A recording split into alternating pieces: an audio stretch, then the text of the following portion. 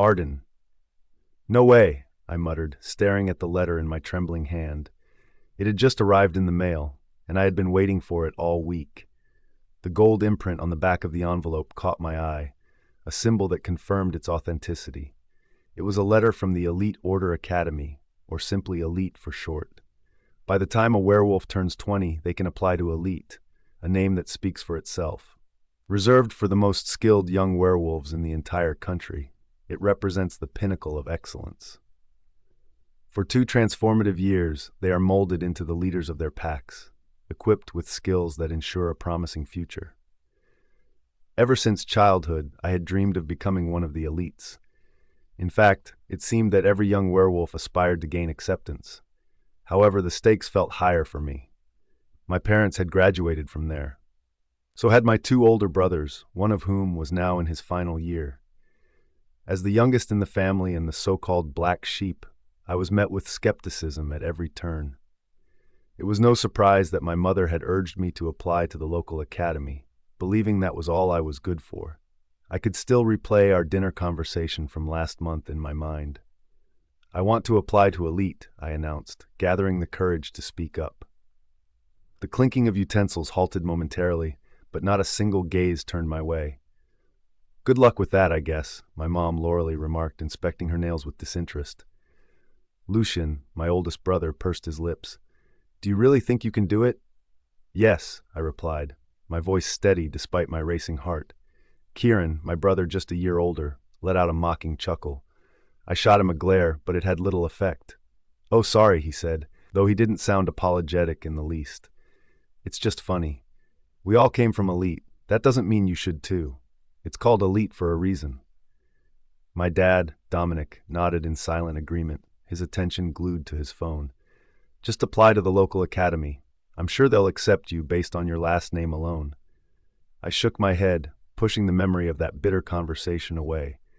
Then, with trembling hands, I opened the letter that had arrived, my future contained within its folds. Everyone else had received their acceptance or rejection letters last week, except me. My mom had claimed that I performed so poorly on the written exam that they didn't even bother to send a letter. But here it was. I closed my eyes for a moment, fear gripping my chest. When I finally opened one eye, my heart raced as I spotted the word, accepted. I nearly leapt with joy. Instead, I stifled my excitement, covering my mouth with my hand to suppress a grin. Out in our expansive garden, I was alone, but my family was still inside the house. As much as I wanted to share this incredible news with them and prove them wrong, I needed to tell someone else first, the person who had always supported me, even when my family turned their backs. Jaxon Trevane, my mate and the future alpha of the West. We had known we were mates since we turned 18, and he had been my unwavering ally since that day. Despite the disapproval of his parents regarding our relationship, he consistently made me feel valued and accepted. He never asked for much, except for one thing: my virginity. Since the moment we met, he'd been patiently waiting for me to be ready. And now, with this news of acceptance, I felt it was time to give him the reward he had longed for. As I made my way up the grand staircase of their mansion, my heart raced wildly, the letter clutched tightly in my hand. "He's going to be thrilled," I whispered to myself, a smile creeping onto my face.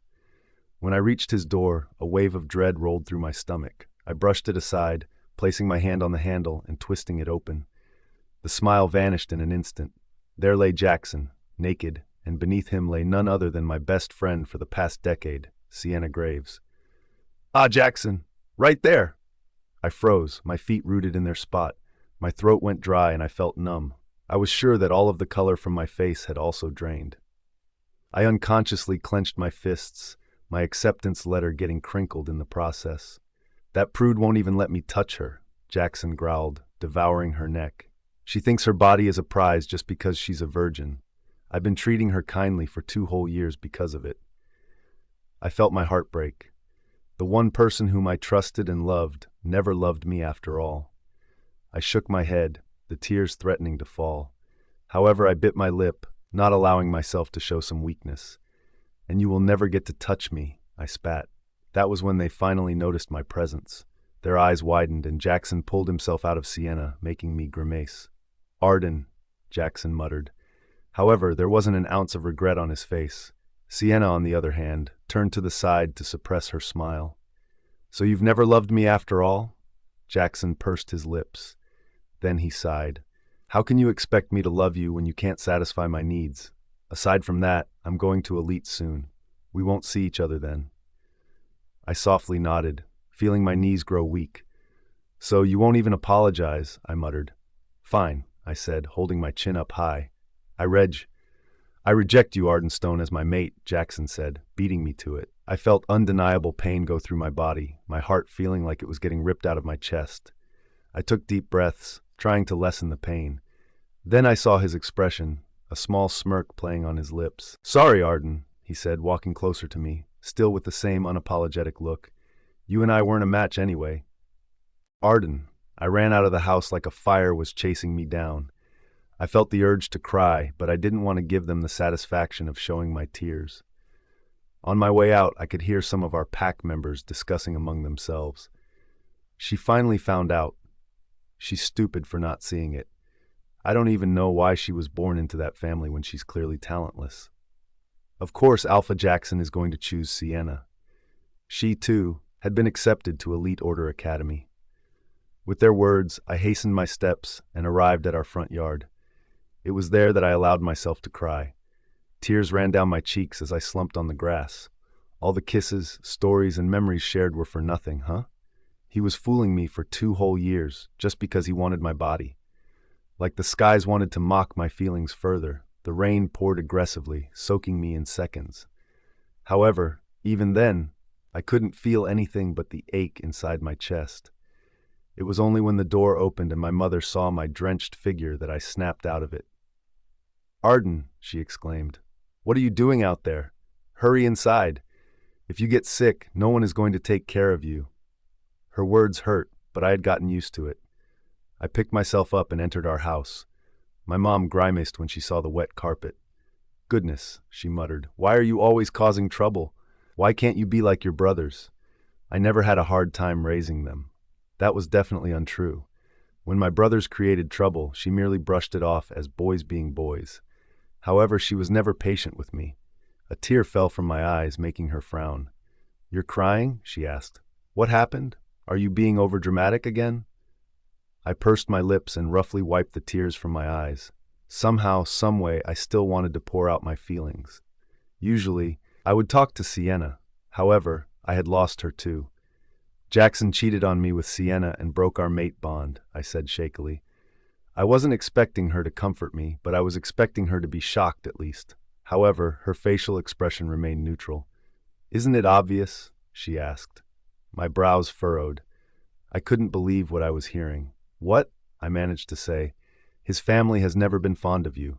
I have told you plenty of times that he is too good for you. You were no match for him at all. All you could have done was satisfy him in bed, but you never did that too. How could a mother say these words to her child? Besides that, she continued, tearing me down before I could even pick myself up. Sienna is going to Elite with him. You better settle on the local academy and find yourself a mateless partner. I closed my eyes and felt another tear fall. So all this time you knew? And you never bothered telling your own daughter about it. Oh, come on, Arden, she exclaimed. Everyone practically knew. You're just too blind and delusional to see it. Just then, my father came into the room, glancing at me like I was gum at the bottom of his shoe. At that moment, the wet acceptance letter fell from my hand, and his eyes widened when he saw the emblem of Elite Order Academy on top. I got accepted, I finally revealed, although I doubted they would be happy about it. My mom's brows furrowed, and she gently picked up the paper to read its contents. Oh, this cannot be, she muttered. There must be some kind of mistake. There isn't, I insisted. My dad crossed his arms in front of his chest. Did you fake this acceptance letter, Arden? Is that how desperate you are? I did not, I exclaimed. I passed. Can't you be happy for me just this once? My mom's jaw hardened, and before I knew it, she had torn the acceptance letter into pieces. No, sorry, honey, she unapologetically said. There truly must be a mistake. Someone like you wouldn't be able to survive in Elite. It's for the strongest, most influential, and smartest young werewolves of the land.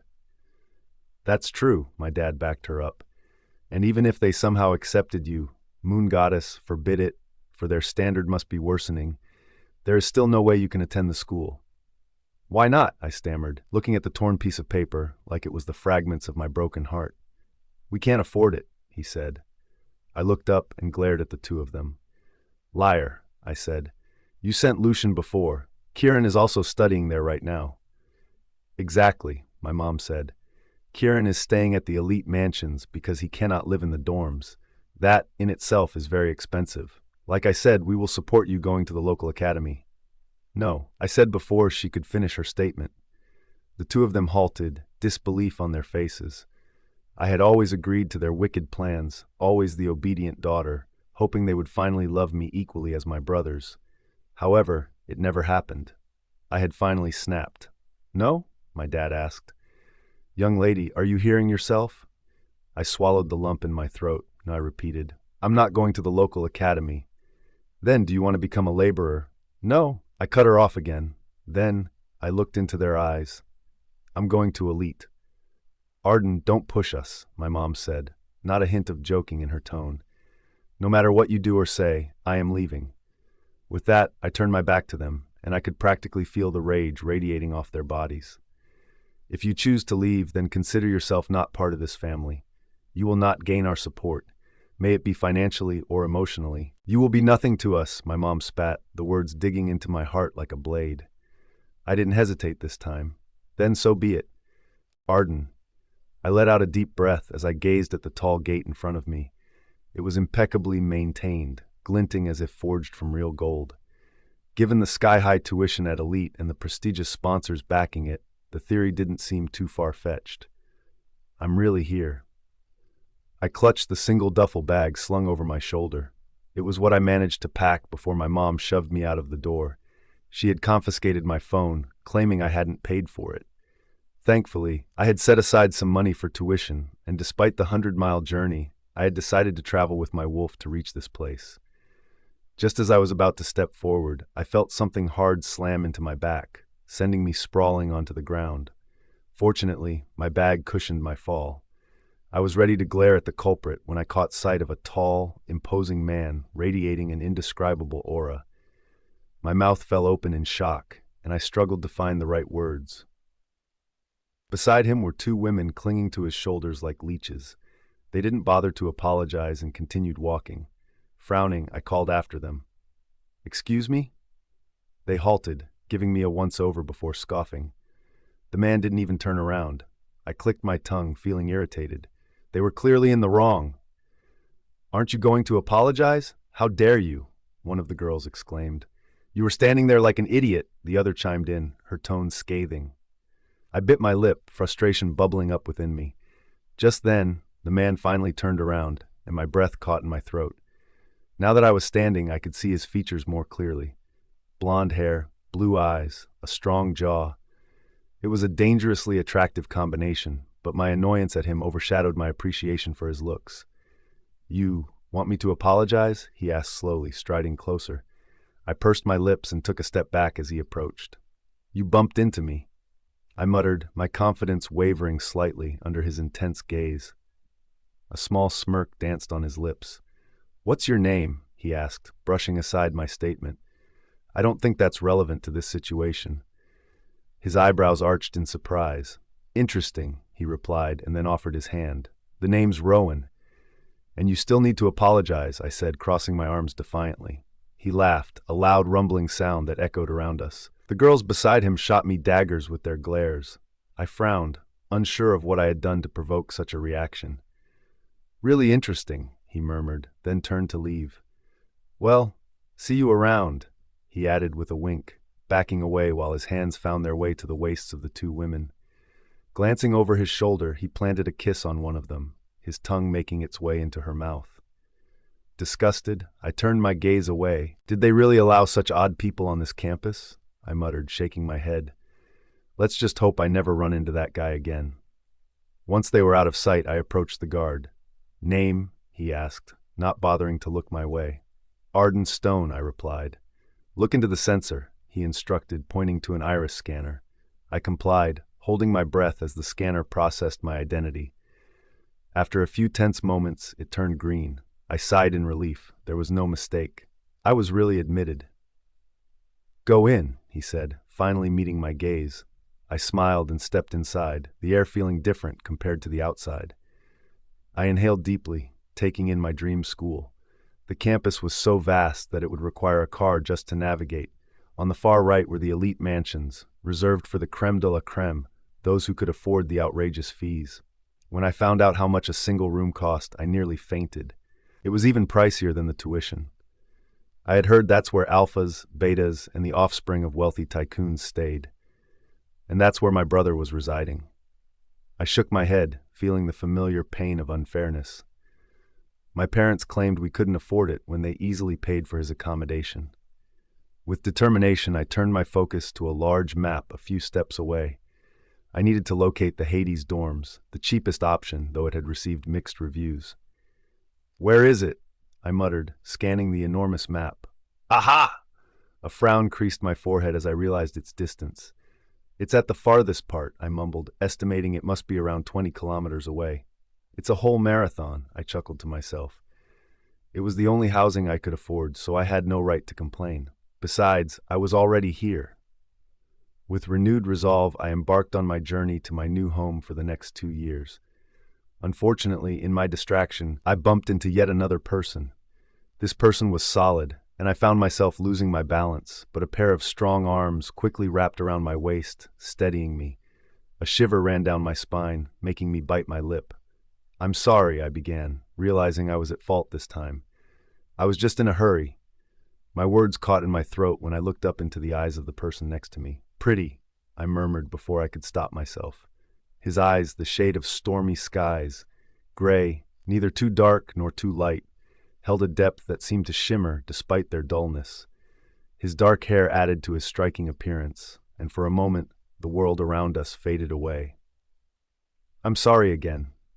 Before I could even finish my sentence, however, he had stepped back, not acknowledging my statement. Then he walked toward the elite mansions, leaving me as a silent mess. I had barely stepped foot into the campus, but there was already a question that lingered in my mind. Did this school only accept attractive people? Arden. Finally, I sighed in relief as I reached my dorm. I gazed at the semi-tall building before me. With its 7 floors, it stood out as a bit more worn compared to the rest of the campus infrastructure. But I can't complain. It was the most affordable option available. Stepping through the door, I was met with an interior that was even worse than the exterior. Torn couches and broken tables filled the shared area, remnants of what seemed like multiple fights that had occurred without any effort to repair. The woman behind the counter appeared utterly bored, meticulously doing her nails on her feet. I cleared my throat once, but she held up a hand, silencing me as she focused on her intricate design on her smallest toe. It seemed to be a cherry. How will that fit on such a small nail? After a moment, she sighed in relief and finally looked at me, still with her foot on the table. "What do you need?" she asked. I'm a new tenant," I replied, managing a small smile. "Arden Stone." With another sigh, she peered at her laptop and squinted her eyes before nodding. "I see your name. You've paid the initial deposit?" "Yes," I said. She hummed. "Make sure to pay your rent on time. We don't want another fight to break out. Hades does not appreciate those who make late payments." My eyes widened. "What?" She raised an eyebrow. "Will you be a problem?" No. I quickly answered, shaking my head. "Good," she smirked. "My name is Maisie, and I am the dorm leader. If you have any problems, speak with me between 8 and 10 a.m. and p.m. only, strictly. I am also a student." I nodded again. She rummaged through the drawers and handed me a rusty key. "Room 707, she said. "It's a shared room, you know that, right?" "Yes," I confirmed. "Can I take the elevator?" She burst out laughing, leaving me confused.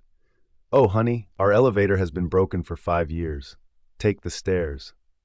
I raised an eyebrow. A school like Elite had such living arrangements? Still, it seemed like she was on the verge of a tantrum if I asked another question. So I nodded and made my way, taking the stairs to the top floor.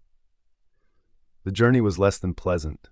Shirtless men and women lounged in the hallways, some even kissing and borderline having sex. Beer bottles littered the ground. and tissues with unknown substances clung to the walls.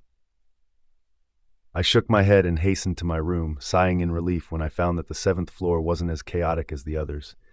I inserted the key and twisted it, quickly shutting the door behind me and leaning against the hard surface. "Rough, right?" someone suddenly asked. I jumped in shock, coming face to face with a striking woman with light skin and wavy hair. "Don't scream," she said. "The walls in here are paper thin." I pressed a hand to my heart. "I'm sorry, I just didn't expect anyone to be here." "No worries," she said, rising from the floor where she'd been arranging her belongings and offering her hand. "I'm Tessa, and I think we're roommates." A small smile crept onto my lips. I already had a good feeling about her. "Arden," I said, shaking her hand. "Nice to meet you." She covered her mouth for a moment. "You're so pretty," she declared. My eyes widened and I shook my head. "That's too much," I shyly replied. "You're definitely prettier." "Trust me," she said, patting my shoulder. "You're the prettiest girl I've ever seen." My cheeks flushed as I looked away. "Anyway, are you also a freshman?" she asked. I nodded, setting my bag on my side of the room. "Same here," she smiled. "Let's hope we have the same schedule. The moon goddess knows I need a friend in this place." I chuckled and nodded. "It's a good thing we don't have classes today, right? We can rest." She tilted her head, looking thoughtful. "We do have to attend the General Assembly, though." "Huh?" I asked, turning to her with furrowed brows. "The General Assembly. They posted it on the Echo, the school's page." "Crap," I muttered. My mom had taken my phone before I could check it. "What time is it?" Just then, sirens wailed across the campus, causing me to freeze. Tessa's eyes widened. "Now," she exclaimed, grabbing my wrist and pulling me out the door. Wait, I protested. "Do we have to run to the main hall?" She frowned slightly. "Run? Are we going to shift or something?" She giggled, shaking her head. "No, silly. We have a free shuttle for all. Come on, let's go." The hall was already packed when Tessa and I arrived. We settled into the back seats, which suited me just fine. I spotted my brother and Sienna sitting near the front and center, and I wanted to avoid them at all costs. But where was Jaxon? I shook my head, dismissing the thought. I didn't want to give that jerk a single moment of my attention. "Phew," Tessa sighed in relief. "We made it. We can't miss the announcement of the alphas for each faction. We need to choose wisely so we can have a peaceful stay at school." My frown deepened with every word. "Choose an alpha?" I asked. She looked at me in confusion. "Yes," she replied. "That would be most ideal. You automatically have a clique, and you can build connections." "What are you talking about?" Her brows furrowed. "Don't tell me you don't know these things." "No," I said. She let out a small chuckle of disbelief. "Were you sheltered all your life?" I pursed my lips. "Well, my parents did restrict me much more than they did to my brothers, practically controlling my life like it was theirs." "I'll tell you all the details," she said with an understanding smile. "For now, focus on the front. The alphas are about to be introduced." Arden, a middle-aged, handsome man with hair as white as snow, stood on the podium with a microphone pressed to his lips. "Good morning, everyone. Please settle down." The noise didn't subside. It seemed they didn't care much for this man. Nevertheless, he continued speaking. "My name is Alan Winters, the headmaster of Elite Order Academy. Today marks the start of another semester. To all the seniors, welcome back, and to all the freshmen, welcome. You are the chosen few, and we are honored to have you here. First and foremost, you've been chosen not only for your intelligence, but also for your potential." "This will take a while," Tessa said.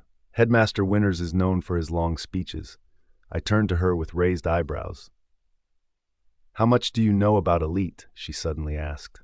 I tilted my head to the side. As I thought about it, I realized I didn't know much. My parents and brothers never bothered to share any stories. All I knew was that it was the most prestigious school, and young wolves who graduated from it were placed on a pedestal. For most of my life, I had wanted to prove myself to everyone who had underestimated me. I thought graduating from Elite would be the best way to do it. "That it's the best school in the country?" I muttered. Tessa clicked her tongue. "So not much then. Well, you're in for a wild ride. Elite Order Academy isn't what it seems on the surface. For most, it's where you build your strengths, shed your weaknesses, and become some of the most influential people in the werewolf world. However, what they don't tell you is the process involved, she began. I listened intently. As you already know, our country is divided into 4 factions. It's the same here. 4 chosen leaders run the school. Most people stick with their factions. For example, if you're from the South, you choose the Alpha of the South. However, choosing another Alpha has become more common, especially if they are known to be the strongest. Like I said, choosing your Alpha is crucial. They must accept and respect you. You must prove yourself to them. Otherwise, you are as good as trash and they will treat you like one, she muttered. I frowned. This sounded more complicated than I had expected. Here's the first Alpha, Tessa said, nudging my shoulder. The Alpha of the East, Mr. Winters began. Elias Rue. The hall erupted in cheers as a tall, lean man with black-rimmed glasses matching the color of his hair, with lips pressed in a tight line, came to the front. Even from a distance, I could tell he possessed something extraordinary. Elias Rue, Tessa continued, the youngest son of the current Alpha of the East. Even though he is the youngest in the family, he is expected to become the heir due to his remarkable intelligence. His IQ is out of this world, and his strategies are top-notch. He's here as a freshman and has already dethroned his older brother, who is a senior. The Alpha of the South, Mr. Winters announced, introducing the next Alpha, Rowan Renmore. My brows furrowed as a familiar figure walked onto the stage. This guy, I muttered under my breath. The audience's excitement increased, with squeals that far exceeded those for Elias. A wink from Rowan sent the crowd into a frenzy. Tessa let out a sigh, shaking her head. Rowan's still a playboy, I see. I turned to her. Rowan Renmore, she explained. He's the oldest son of the South, notorious for being a player. He's also in his first year here. It's said that hundreds of girls line up for him in their packs. He doesn't even have to try. Moreover, he comes from immense wealth. His family owns multiple businesses. Right from the start, many people want to get on his good side, hoping for a little spare change, which would easily surpass our rent in the THIS dorm. I observed him nodding slowly. The way he dressed spoke volumes. Alpha of the West, Jaxon Trevane. My gaze snapped to the stage at the mention of a name I dreaded. My fists clenched unconsciously at my sides as cheers erupted once more. Jaxon waved and smiled, blissfully oblivious to the chaos he had left in his wake. Jaxon Trevane, Tessa began to introduce him, but I raised my hand. I already know about him, I murmured. Oh, are you from the West? I nodded. Well, at least I can share what others think about Jaxon, she continued. He's the only son of the West and is treasured by your faction. Jaxon is known to be reliable, kind, and, of course, strong. He's said to be formidable in battle, whether in his human or wolf form. He was also a cheater, but of course, everyone had covered that up, or perhaps they simply didn't care. Even though I was the one being cheated on, they still believed I was the seducer. I couldn't deny Tessa's claim that he was strong, though. Next to Elias and Rowan, both already muscular, he appeared even more buff. Before the last Alpha was announced, whispers swept through the crowd. I glanced around, noting the excited expressions on their faces. He's finally here. I saw him a while ago. He's so handsome. I focused intently on the front. And last but not least, Tessa began, her tone filled with anticipation compared to the other introductions. The Alpha of the North, the best bet. I pursed my lips. Since the formation of the factions, the North has always been regarded as the most superior. Their numbers were unmatched, their resources abundant, and their land the most expansive. It hadn't always been this way, but the North's leaders were known for their efficiency, which had propelled them to success. Everyone wants to be on his good side, and of course, in his good graces. If the other alphas possess a notable merit, this alpha has it all. In a survey conducted right after the acceptance letters were sent, it was revealed that he was the most popular choice among alphas. Tessa's words heightened my anticipation for his arrival. Then, after what felt like an eternity, he finally stepped into view. The Alpha of the North, Caden Callahan. A small gasp escaped my lips. Dark brown hair, striking gray eyes. He was the one I had bumped into at the entrance. Arden. Cade took his spot next to Jaxon, completing the 4 alphas from the different factions. Seeing them like this, I could feel the immense aura radiating from their bodies. They didn't glance at each other, but the competition between them was clear as day. "These four will determine our stay for the next 2 years," Tessa continued, her eyes fixed on the stage with a determined expression. "This year, the stakes are even higher." I finally turned to her. "What do you mean?" "It's a monumental moment," she replied, "because all of the true alphas are here." True alphas. How could I forget? Once upon a time, our country, Fenra, didn't have any factions. I was born after the breaking, so I never knew a united Fenra, only stories of the old days when one alpha ruled everything. But the power was too concentrated, and many fell into turmoil. Wolves rose in protest, demanding freedom from absolute rule. After much struggle, the public claimed victory. To quell the chaos, Fenra was split into 4 sovereign factions. Each of Fenra's 4 factions is made up of dozens of packs, but above them is a bloodline everyone bows to, the true family. The Trevains were the true family in the West. I didn't know much about the other true families, but it seemed they timed their pregnancies close together as all of their sons were now here. But to keep the peace, there's the United Faction, formed by the true families, the most competent workers, and a handful of noteworthy individuals. Together, they form the spine of Fenra's fragile harmony. At the center of it all is the Praetor, an individual elected by the citizens of Fenra. Neither bound to a faction nor loyal to a bloodline, the Praetor serves as the middle ground, the neutral voice, the face of the people. One of the United Faction's most powerful institutions is Elite, an academy built for the brightest and strongest of Fenra's youth. That was as much as I knew about the school, and also why I admired it so much. "This year, the future alphas of each faction have joined us," Mr. Winters exclaimed, snapping me out of my thoughts. "This only happens once in a blue moon. I can't believe we've finally reached a century where this is happening." An excited glint was visible in his eyes through the large screen. "Classes will officially start on Monday," he continued, prompting cheers from the student body. "In the meantime, I want you to familiarize yourselves with the campus. Oh, and how can I forget? All students who attended the General Assembly will receive 50 points each." Dings echoed across the room, followed by even louder cheers from the crowd. "Thank you, everyone, and have an elite day ahead," he concluded, ending his speech. With that, students began to file out of the hall, but I remained rooted in place. "Points," I muttered. Tessa glanced at me with pursed lips. "It seems you really don't know much about Elite, huh?" She held out her hand. "Want to grab some food so we can talk about it?" "Sure," I replied, running my fingers through my hair. I definitely needed food to process everything. We began walking through the halls, and I was about to enter the first cafeteria when Tessa suddenly pulled me away. "What are you doing?" she asked, wide-eyed. "Going to eat?" "Not there, silly," she said. "That's reserved for the elites." "But aren't we elites?" I tilted my head to the side. "Not officially," she replied. "The opulence cafeteria is reserved for the wolves with the highest points, or in the freshmen's case, the richest ones. The segregation is insane." "Tell me about it," Tessa muttered. "But for now, we follow the rules. Come on, the common cafeteria is this way." We entered the cafeteria, and I quickly scanned the room, searching for the person I wanted to avoid. But he was probably in the opulence hall, so I relaxed a bit. Tessa and I browsed the food options, and I couldn't help but gasp softly. The selection was massive, especially for something labeled common. If it was this good here, I couldn't imagine how luxurious the opulence cafeteria must be. I placed some steak and potatoes on my plate and grabbed a strawberry milk. A small smile formed on my lips.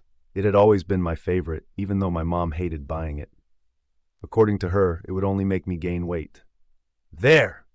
Tessa exclaimed, pointing to an empty seat in the corner. We quickly made our way there, but just as I sat down, nature called. "As much as I want to learn more about this system, I need to pee," I said. Tessa chuckled, glancing at me with an amused expression. "The restroom's to the right," she said. "You don't mind if I eat already, right? I'm starving." "No, go ahead," I replied. "I'll be back in a sec." She smiled as I walked briskly out of the cafeteria toward the restroom. Unfortunately, the women's restroom near the common cafeteria was under construction. I clicked my tongue, tapping my foot impatiently. I really needed to pee. I spotted the restroom sign near the opulence hall just a few meters away. It wouldn't hurt, right? I muttered.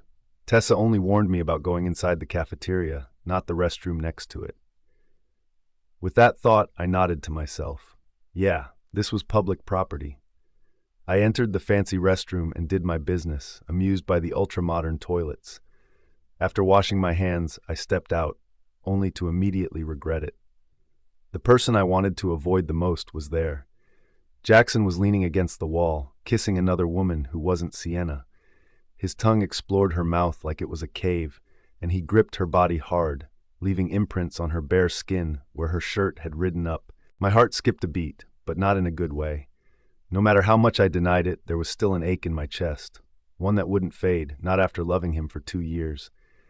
But then they pulled apart, and that ache was replaced by fear. I couldn't let him see me. Not yet.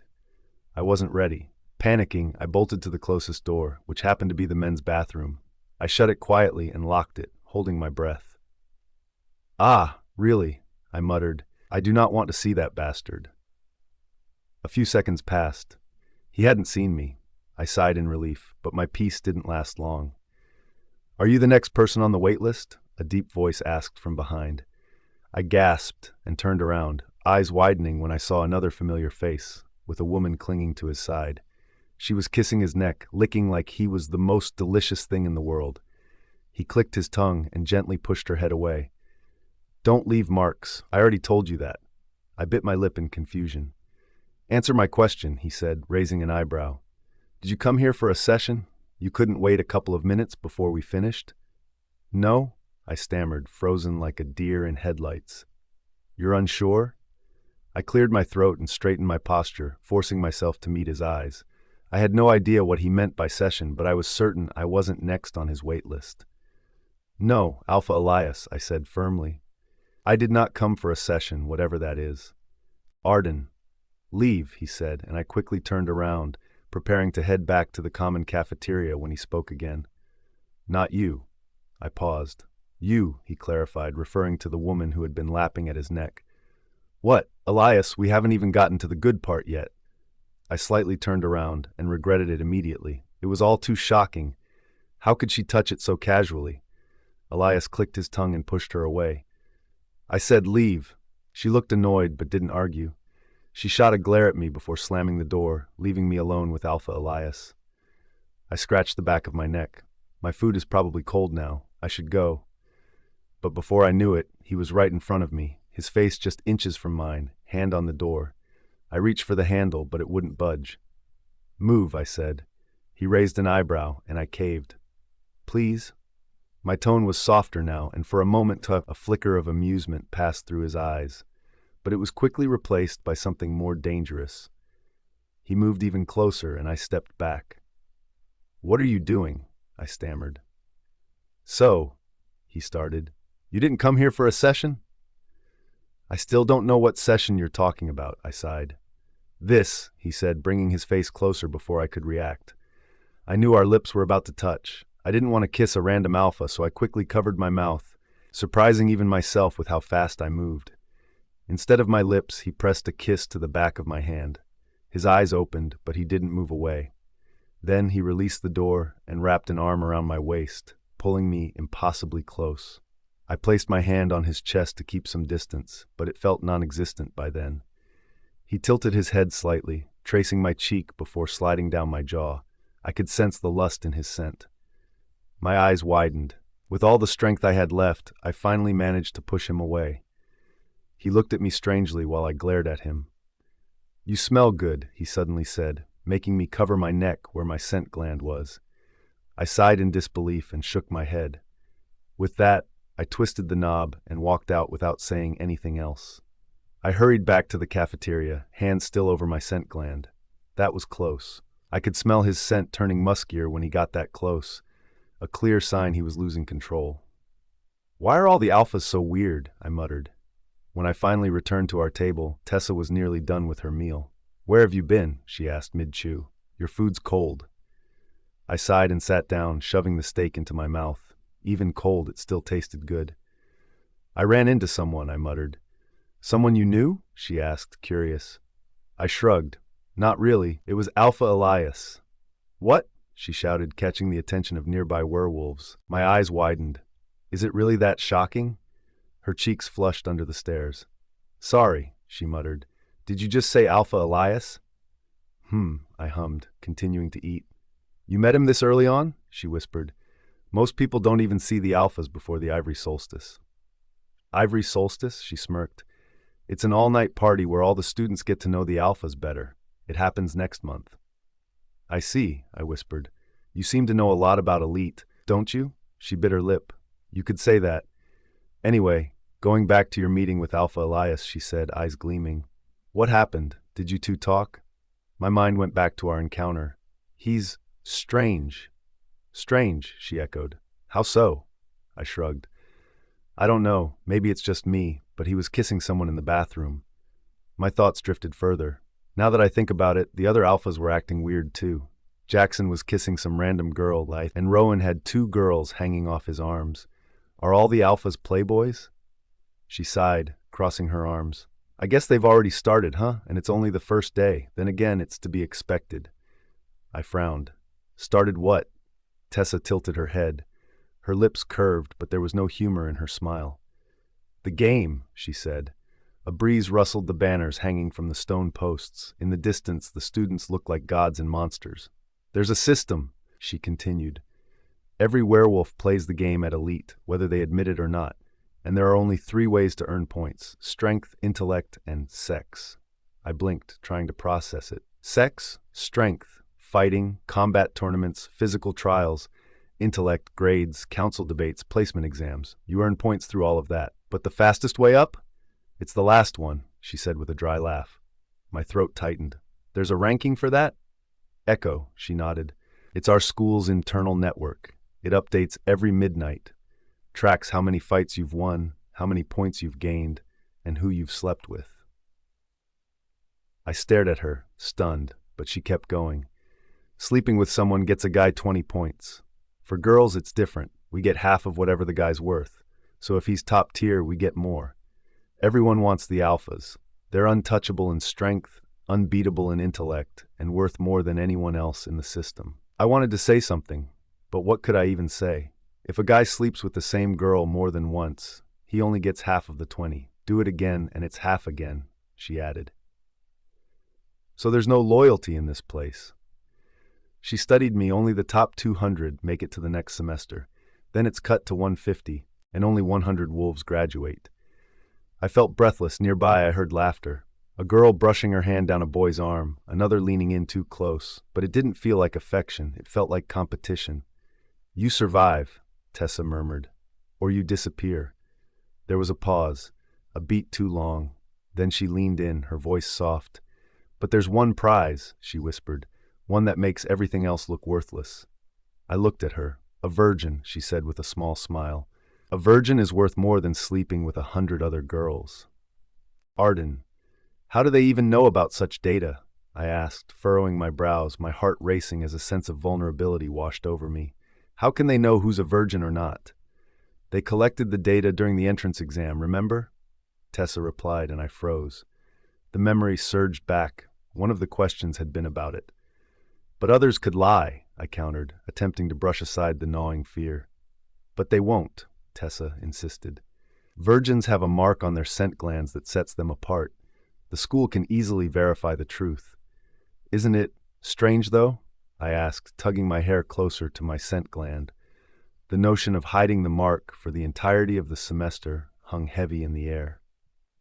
It is strange, Tessa sighed, but it's been this way since Mr. Winters took over as headmaster. He said it was an ode to the moon goddess, who symbolizes purity. A leader who can claim someone's purity is deemed worthy. I exhaled a shaky breath. But virgins aren't that rare, are they? They are, Tessa replied, glancing at her own scent gland, now devoid of its marking. Each werewolf's mark represented their purity, unique to the individual. Mine was a swirling symbol of a storm, stark white against my skin. Since Elite accepts students over 20, most who arrive here have already met their mates by 18. Those who haven't usually explore their sexuality. You know how it is. Wolves have an insatiable libido. It's in our nature. I fell silent, processing her words. Tessa raised an eyebrow. Arden, are you all right? Oh, yes, I chuckled nervously, though it felt forced. You just seem a bit on edge. I sighed, tucking my jittery hands beneath the table. It's just a lot to take in, I mumbled. I can only imagine, Tessa replied softly. I was even worse when I learned all this from my sister. So that was how she knew about the school. My situation was different. My brothers kept me in the dark. Anyway, who do you choose? Tessa asked, pulling me from my thoughts. We have to choose? Tessa nodded. It's for our safety. Once we're divided into factions, things change. Being claimed gives you a buffer. No one crosses someone under the alpha without consequences. Remember the ivory solstice? That's when we usually choose an alpha to be under. My stomach tightened. I thought of the looming ceremony, where each of us would have to declare allegiance to an alpha. I didn't think we'd be forced to choose so soon, I murmured. Most already know who they're going to, Tessa said, resting her chin on her palm. They choose their own factions, but it's not unusual to choose the strongest alpha. Her voice lowered. But it means pulling away from everything you know, which is why it's thought about really well. Are you considering Alpha Jaxon? He'd be the safest bet, especially since he is your true alpha, she added. No. The disgust in my tone was unmistakable. I was resolute in my decision to steer clear of Jaxon. Tessa blinked in surprise, but thankfully didn't pry further. Then what about Alpha Elias? My initial impression of him wasn't good already. I shook my head, meeting her gaze. What if you don't choose? Disbelief flashed in her eyes, finding the question amusing. What do you mean? That cannot be. What's truly at stake? I murmured. It's not like you'd be forbidden from graduating if you aren't tied to an alpha. She opened her mouth, hesitated, then closed it again. You're right. I felt a wave of relief wash over me. But it won't be easy, she cautioned. Elite is brutal enough to those deemed low. Not belonging means you're practically asking to die. So you should choose one, Arden. It'll be your best protection. I hadn't slept well for the last couple of nights. Elite was far from what I had expected, and there were plenty of moments when I reconsidered my decision to come here. However, thinking about my parents' smug faces if I retracted my decision pulled me back each time. Are you ready for the first day of class? Tessa asked, jolting me from my thoughts. I turned to her and managed a small smile. Yeah, I muttered. I'm glad we have nearly all the same classes. Me too, Tessa chimed. But wait, don't you have any friends in your faction? I froze at her question. She must have noticed my nerves as she quickly deflected it. Don't worry, she exclaimed. We're on the same page. The wolves from the south aren't too fond of me either. Weird, I said. You're the most pleasant person I've ever met. Same here, Tessa smiled. Let's stick together until the end. Are you ready to go? Yup, I said, standing from my bed. She wrapped her arm around mine, and together we made our way to our first class, Pack Psychology and Bonding. We boarded the bus, and I gazed out the window, a small smile appearing on my lips. That's right. There was nothing to worry about. For the next 2 years, I was determined to emerge as an elite graduate. It didn't matter if I graduated at the top of my class. I wanted my school life to be as peaceful as possible. Lay low, blend in, gain new knowledge and skills. I had already been robbed of that in high school, always lingering in the shadow of my brothers. When I found out that Jaxon was my mate, I thought it would be easier, but it only became more complicated. I seemed to have a target on my back, and come to think of it, Jaxon hadn't done much to protect me after all. I should have broken up with that bastard sooner. Did you hear? The passenger next to Tessa suddenly said, not even attempting to sound discreet. What? Her friend turned to her with a curious look. I heard from my friend who has another friend in the school records department, and she said that a virgin is among us this year. I froze, snapping my gaze to them. I had just vowed to have a peaceful life at this school, yet here we were. Has her identity been exposed? I listened to the two of them intently, my heart racing in my chest from pure nervousness.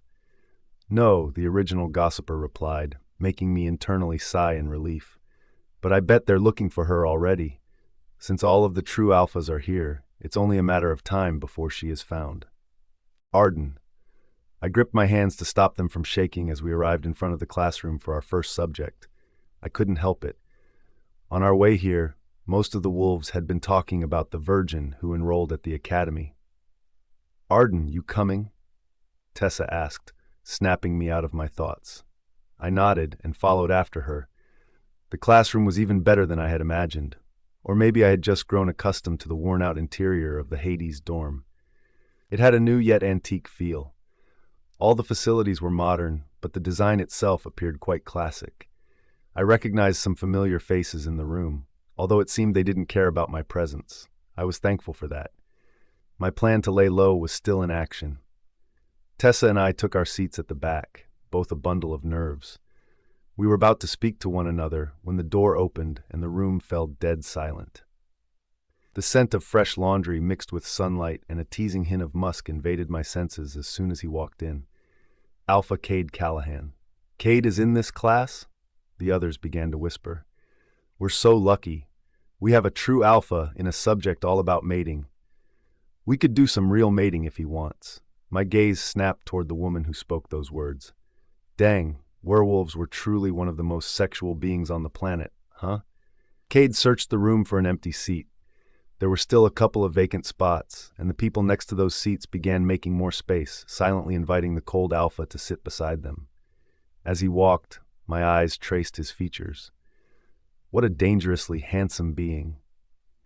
It appeared that the moon goddess had taken her sweet time in creating him. The harmony of his features looked as if it had been sculpted with devotion, every angle carved for what seemed to be hours. I snapped out of my daze, however, when he stopped right in front of me, his brows furrowing slightly. But before I could fully grasp the situation, he walked past us and took the seat directly behind Tessa. At that moment, I felt like I could finally breathe properly. However, the peace didn't last long as the door opened once more, this time revealing Alpha Rowan Renmore of the South. Gasps filled the room as his potent scent engulfed everyone's senses. While Cade's scent was tame, Rowan's was blatant, an aroma you couldn't escape. It clung to the air, bold and wickedly intoxicating. Even Tessa stilled right beside me. "We have 2 true alphas in our class. Have we maxed out our luck? I don't mind that this class is in the morning, after all." He stopped in our row once again, his eyes lingering where Tessa and I were sitting. For a moment I glanced up, and his gaze held mine. It didn't waver. The moment our eyes met, he gave me a wink, unapologetically bold, before moving behind me to sit next to Cade. I heard Rowan greet him, but the Alpha of the North didn't budge. I stayed in my spot, ensuring I covered my mark with my hair. I had concealed it with makeup, making sure it wouldn't show, but I wanted to be 100% sure. "Good morning, class!" A middle-aged woman dressed in colorful frills entered the classroom. She had a wide smile, her red lipstick accentuating the curve of her lips. Her blush was heavily applied, but it seemed deliberate. It suited her well, too. "I am Miss Lovely Loveson," she greeted, her name appearing on the board behind her. I held in the urge to gasp at the cutting-edge technology. "And I will be your teacher for pack psychology and bonding for the entire year. The subject is divided into 2 parts, psychology and mating. The first is more complicated, and since you're all newbies, we will focus on the latter topic for the first semester." The class cheered, making the eccentric teacher chuckle along with them. "Hold your horses, or in this case, your wolves," she said. "I know you young ones are excited about this topic, and rest assured, I will do my best to teach you in a more practical manner." She winked. The room erupted into excited whispers. I turned to Tessa, who was quieter than usual, and nudged her shoulder. "Do you think that's a good thing?" I asked. She snapped out of her daze before tilting her head. Sure. Yeah, practical teaching is better than plain lectures." I chuckled and focused my attention back to the front, where Miss Loveson continued explaining the course's gist. "With this in mind," she continued, "I will not be having a lecture for the first month of my subject. I want you to discuss the topics instead. You are all grown-ups, so I'm assuming you are not clueless about the mating process." She then brought out a small, colorful box and began shaking its contents. "I will divide you into groups of 4, and a representative will choose a topic for discussion. By the end of next week, I want you to give me and the class a comprehensive presentation. Then right after, we'll have a quiz on everybody's presentation." As most of the wolves who made it an elite were intellectuals, no complaints arose across the room. Just then, a short-haired woman raised her hand. "Can we choose our groups?" Miss Loveson smiled, a suspicious glint in her eyes. "As much as I value autonomy, I also believe in stepping out of your comfort zone. I will be choosing the groups," she said, her tone not leaving any room for argument. "There are 4 columns with 8 rows each. You will be grouped according to your seats, which will be permanent, by the way." Tessa and I visibly froze when everyone turned toward us, jealousy burning in their eyes. However, at that moment, I was willing to give up my seat for literally anybody else. I slowly turned around, already feeling breathless, despite not having done anything strenuous. The 2 alphas radiated overwhelming auras, and I couldn't even look at them for more than 10 seconds. How much more if we actually started working for this project? "So we're in a single group, huh?"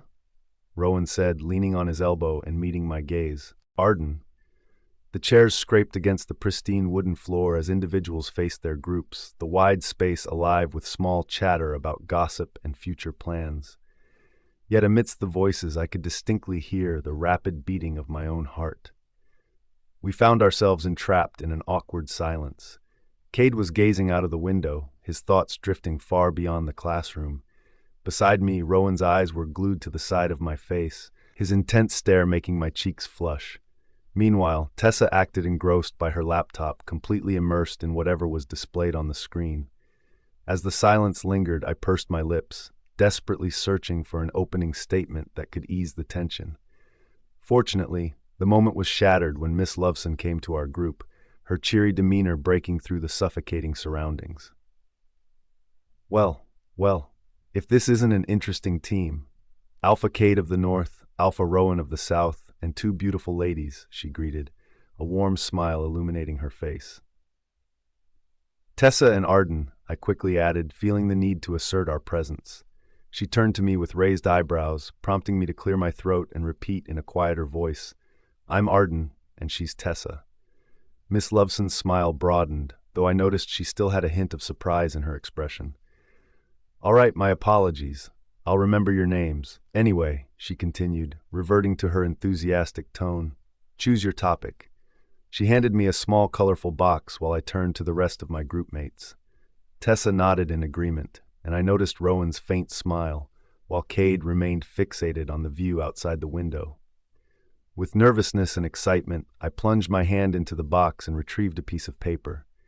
As I read it, my breath caught in my throat. I turned to Miss Loveson with hopeful eyes, but she merely shook her head with an encouraging smile. "Good luck," she exclaimed, moving on to the next group. I placed the piece of paper on the table between us. Nodding, my luck seemed to have deserted me. As anticipated, Rowan was rather pleased with the topic. "So, how do we start?" he asked, crossing his arms across his chest expectantly. "Attention," Miss Loveson called, capturing the room's focus once more. "I don't want a half-hearted presentation. All of you are an elite for a reason, so prove it. Each group will ask the presenting team a question, and every wrong answer will be deducted from your score. To spice things up, I'll give a prize to the group with the highest score," she announced, stoking the competitive fire in the room. "You'll be exempt from the quiz, and plus points will be added under your name." Murmurs swept through the classroom as wolves speculated on how best to claim the prize. I glanced at Tessa, hoping she would speak up, but she remained silently focused on her laptop. Clearing my throat, I attempted to start a conversation. "So, what are we going to do first?" Rowan leaned closer, a teasing smile on his lips as he scooted toward me.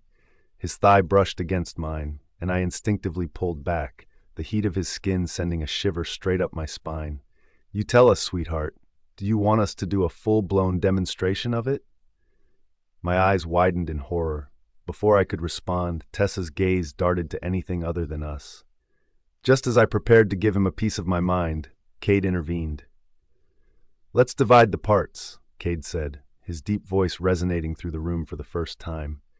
There was authority in his tone, enough to make Rowan sit up a little straighter, arms crossed tightly before him. "Choose a number," he said, locking eyes with me. My mouth fell open, momentarily at a loss. Cade clicked his tongue in impatience, muttering, "Incompetent. loud enough for us to hear.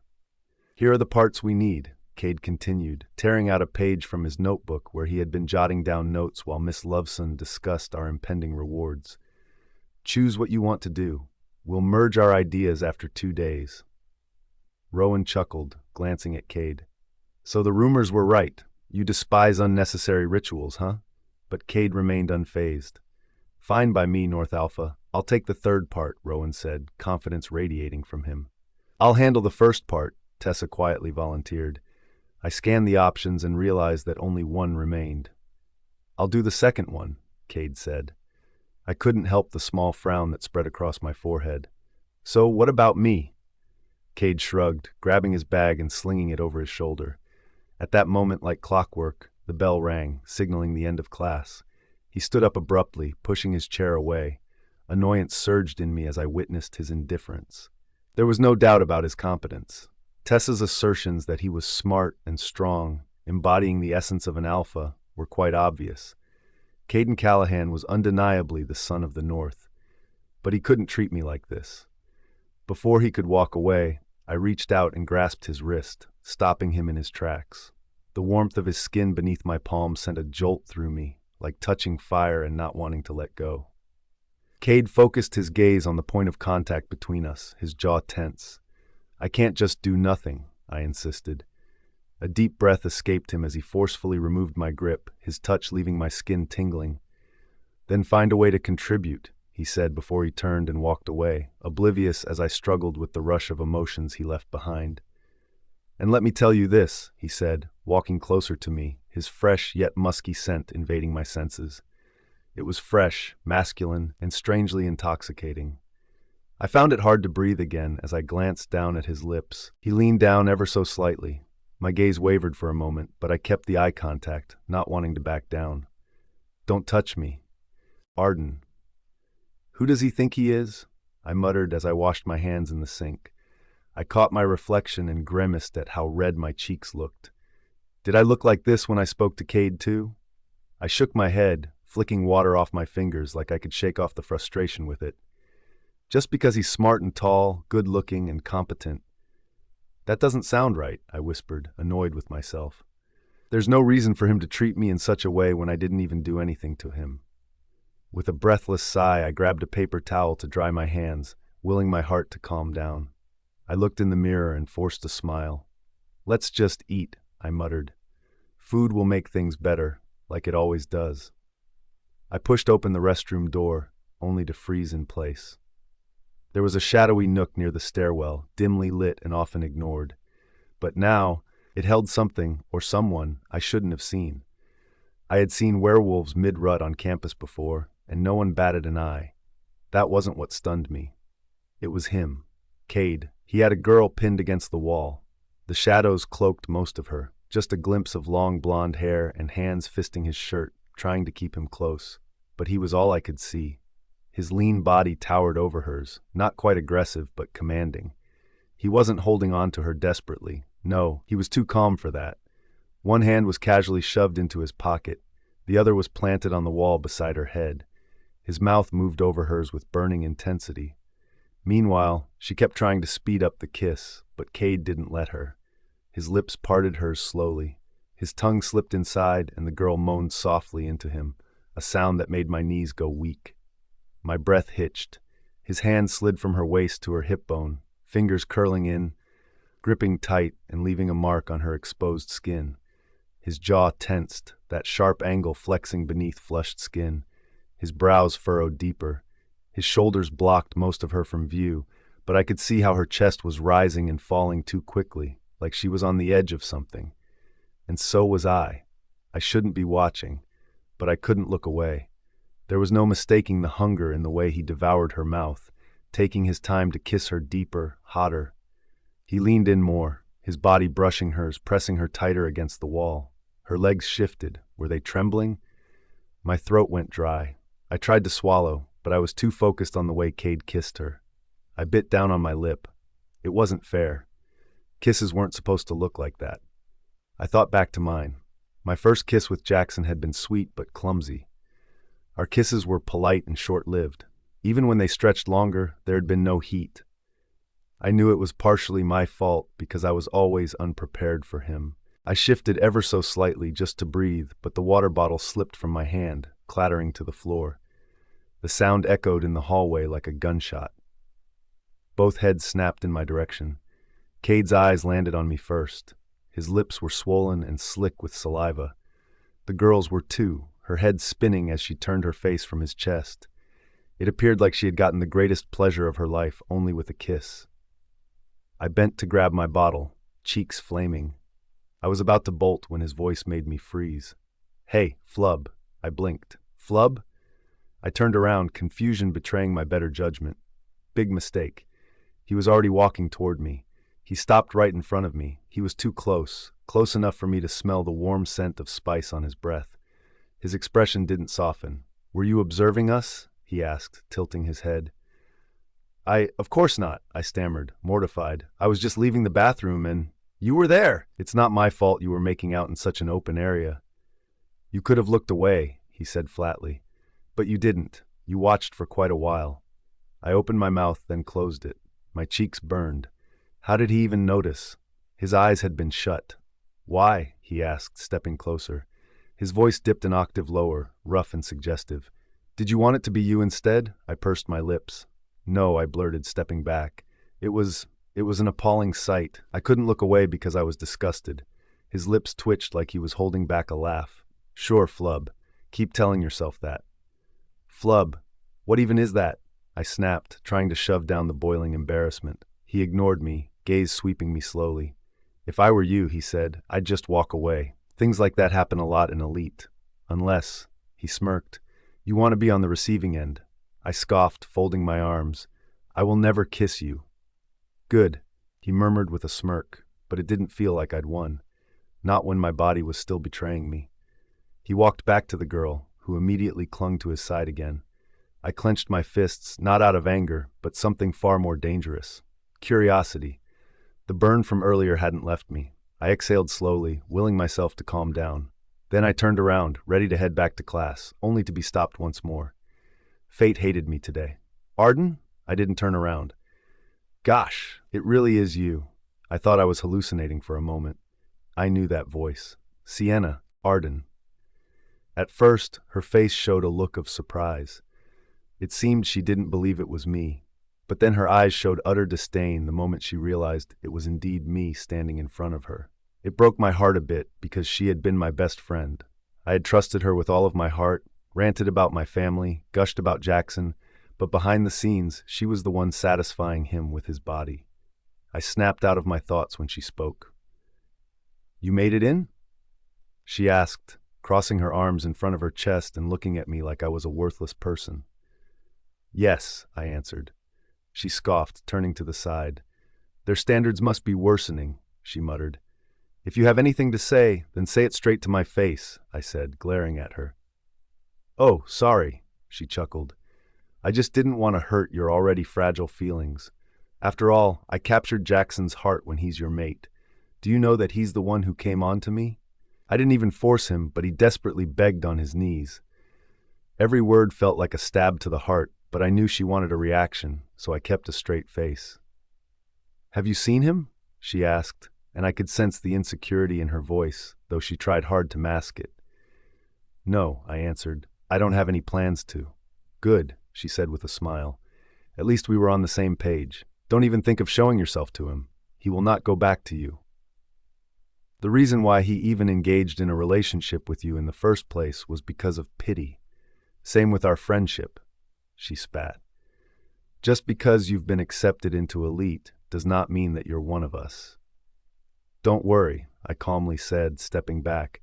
"I don't have any plans of associating myself with the likes of you." I could tell that my words had struck a nerve by the way her eye twitched.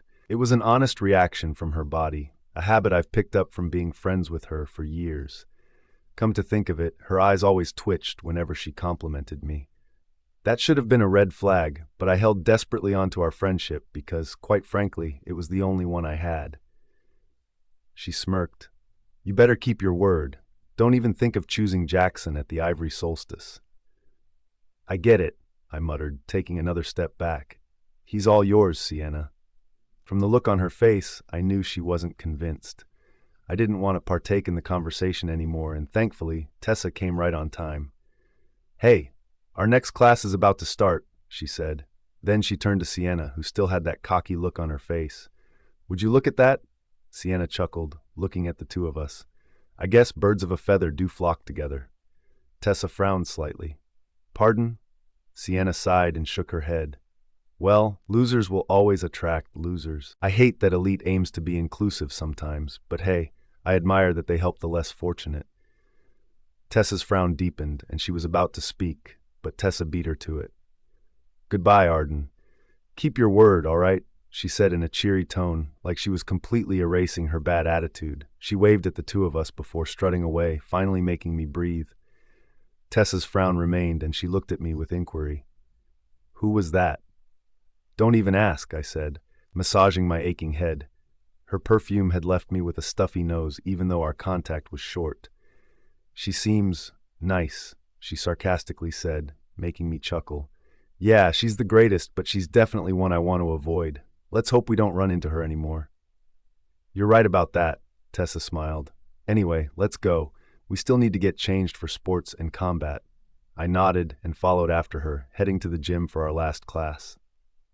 It seemed we had spoken too soon. Tessa and I were just discussing how to avoid Sienna, yet here she was, right in our very own sports and combat class. She was getting dressed in skimpy shorts and a crop top, a clear violation of the academy's dress code. But if there was one thing I knew in this school, it was that the rich and powerful were exempt from such rules. Being the daughter of one of the betas in the West, Sienna was definitely given preferential treatment. She glanced at us with smirks, chatting with a clique of friends who seemed as influential as she was, before heading into the gym. I shook my head and slammed the locker shut, joining the rest of the class. The boys began to arrive. My heart sank when I spotted a familiar face at the back. We had not just one, but two classes together. Talk about bad luck. The girls around me started whispering, "Cade is in this class. It's already my favorite. I want to get physical with him in a different way," the others giggled. I glanced over at Sienna and noticed her tucking her hair behind her ear, a look of innocence and seduction flitting across her eyes. Cade scanned the room until his gaze landed on mine. For a moment, his eyes stayed on me, but it was gone in an instant. Tessa nudged my shoulder. "Did he just look at you? I'm sensing some romance blooming." I scoffed and shook my head. "As if," I muttered. "He's so full of himself." "He's hot, though. You have to admit it." I glanced at him once, and his side profile appeared as if it had been sculpted by the moon goddess herself. I didn't say anything and focused my gaze to the front while Tessa continued to tease me.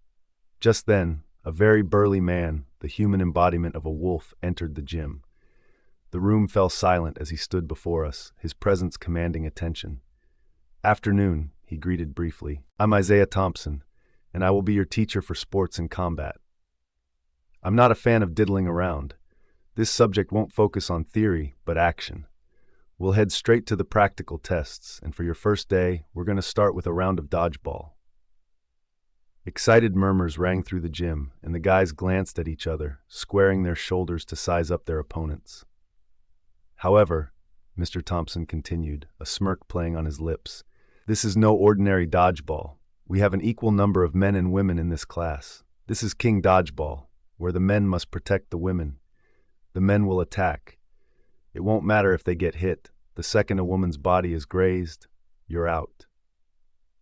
"Now," he glanced at the entire class, smirking, "I'm sure you have people you're comfortable with around here, but I'll be choosing your partners." I looked around and saw the others' eyes glued on Cade, but I was hoping for someone completely different. Anyone besides Cade would be nice. "You," Mr. Thompson said, snapping me out of my thoughts. I pointed at myself, wide-eyed. He smirked and nodded. "Yes, you." Then he pointed at the person I dreaded the most. "Partner up with Callahan." "Arden." I could feel Tessa's teasing gaze as I stood next to Cade. He hadn't spoken to me once while the others were partnering up. Additionally, I could sense Sienna glancing at me from time to time, her gaze sharp enough to cut through glass. "You again," I muttered. A small smirk made its way to his lips. "Shouldn't I be saying that, flub?" I clicked my tongue, crossing my arms in front of my chest as annoyance surged through my veins. Why do you keep calling me that? He merely shrugged, not bothering to answer my question. I sighed and focused my gaze on Mr. Thompson, who had just finished partnering everyone up. As you know, he continued, I won't let you do these things without merits. The pair who wins will get 10 points each. Murmurs of excitement echoed across the gym. There it was again, the dreaded point system. But, Mr. Thompson added with a smirk, you will not be playing on your own. He glanced at his watch. They must be coming at any moment. What's happening, sir? Sienna asked, raising her hand. I've talked to another teacher in this subject, and we decided to join the 2 classes today for a grand game of King Dodgeball. However, they are not freshmen like you, he concluded. Right on cue, like the heavens were listening to Mr. Thompson's announcement, the gym doors opened, and the scent of experience wafted through the air. Unfamiliar faces arrived, but among them, one person stood out. I froze, my pulse quickening and bounding against my nerves. I began breathing heavily before I could stop myself. Kieran, over here! Wait a second, he chuckled as he tied his shoe, jogging over to his group of friends. It was a voice I had heard many times, but hearing it now sent a shiver down my spine, and not the good kind. For the first time, Cade glanced at me, but I was too consumed by fear. Kieran was someone I wanted to avoid at all costs. At times, he was even worse than my parents, making me feel like I didn't have a place in our family. If he knew I was here, I shook my head, not wanting to think about it. Hey, Flub, Cade said, snapping me out of my thoughts. I turned to him, biting my bottom lip. His eyes glazed over my lips once, and I swore his gray eyes darkened, but I could be wrong. He sighed and massaged the bridge of his nose. It's about to start, he said. Do you even know the rules of the game? I slowly nodded. Cade shook his head. Why did I have to get stuck with someone as incompetent as you? I couldn't even retaliate. Get behind me. I didn't waste any time. If I wanted to avoid Kieran, then hiding myself from Cade was my best shot. I saw him through my peripheral vision, and it seemed he still hadn't noticed my presence. Good. I wanted to keep it that way. With that, Miss Thompson blew on the whistle. I held on to Cade's shirt as he evaded the attacks effortlessly. It seemed we were their greatest targets. They wanted to get Cade out first, because if that happened, they would have a higher chance of winning. My vision quickly grew blurry with how fast he was moving. Slow down, I managed to utter after a while, but he merely clicked his tongue. You can't even keep up with this? Just then, a very fast spike came toward our way, and it was aimed right at my side. And of course, it was by none other than my brother. I felt my grip loosening from Cade's shirt, so I naturally did what I could have done, wrapped my arms around his torso. A small gasp escaped my lips as I felt his hard and toned body. Hands, he said through gritted teeth. Are you enjoying groping my abs? And no, I exclaimed softly. I have no choice. You're moving too fast. Cade placed his hand over my arm, and I gasped once more when I felt how cool he was against my warm skin. However, he had no time to remove my grip as another ball came toward us. A string of curses left his lips, and he began attacking recklessly, eliminating 3 couples out with just one throw. The others began murmuring in amazement, but it still wasn't finished. I kept my arms around his waist, not because I wanted to, but because I had no choice. This was the best way to hide my face, too. I peeked through his shoulders once, but found that my brother was still in the game. I quickly hid my face behind Cade's back once more.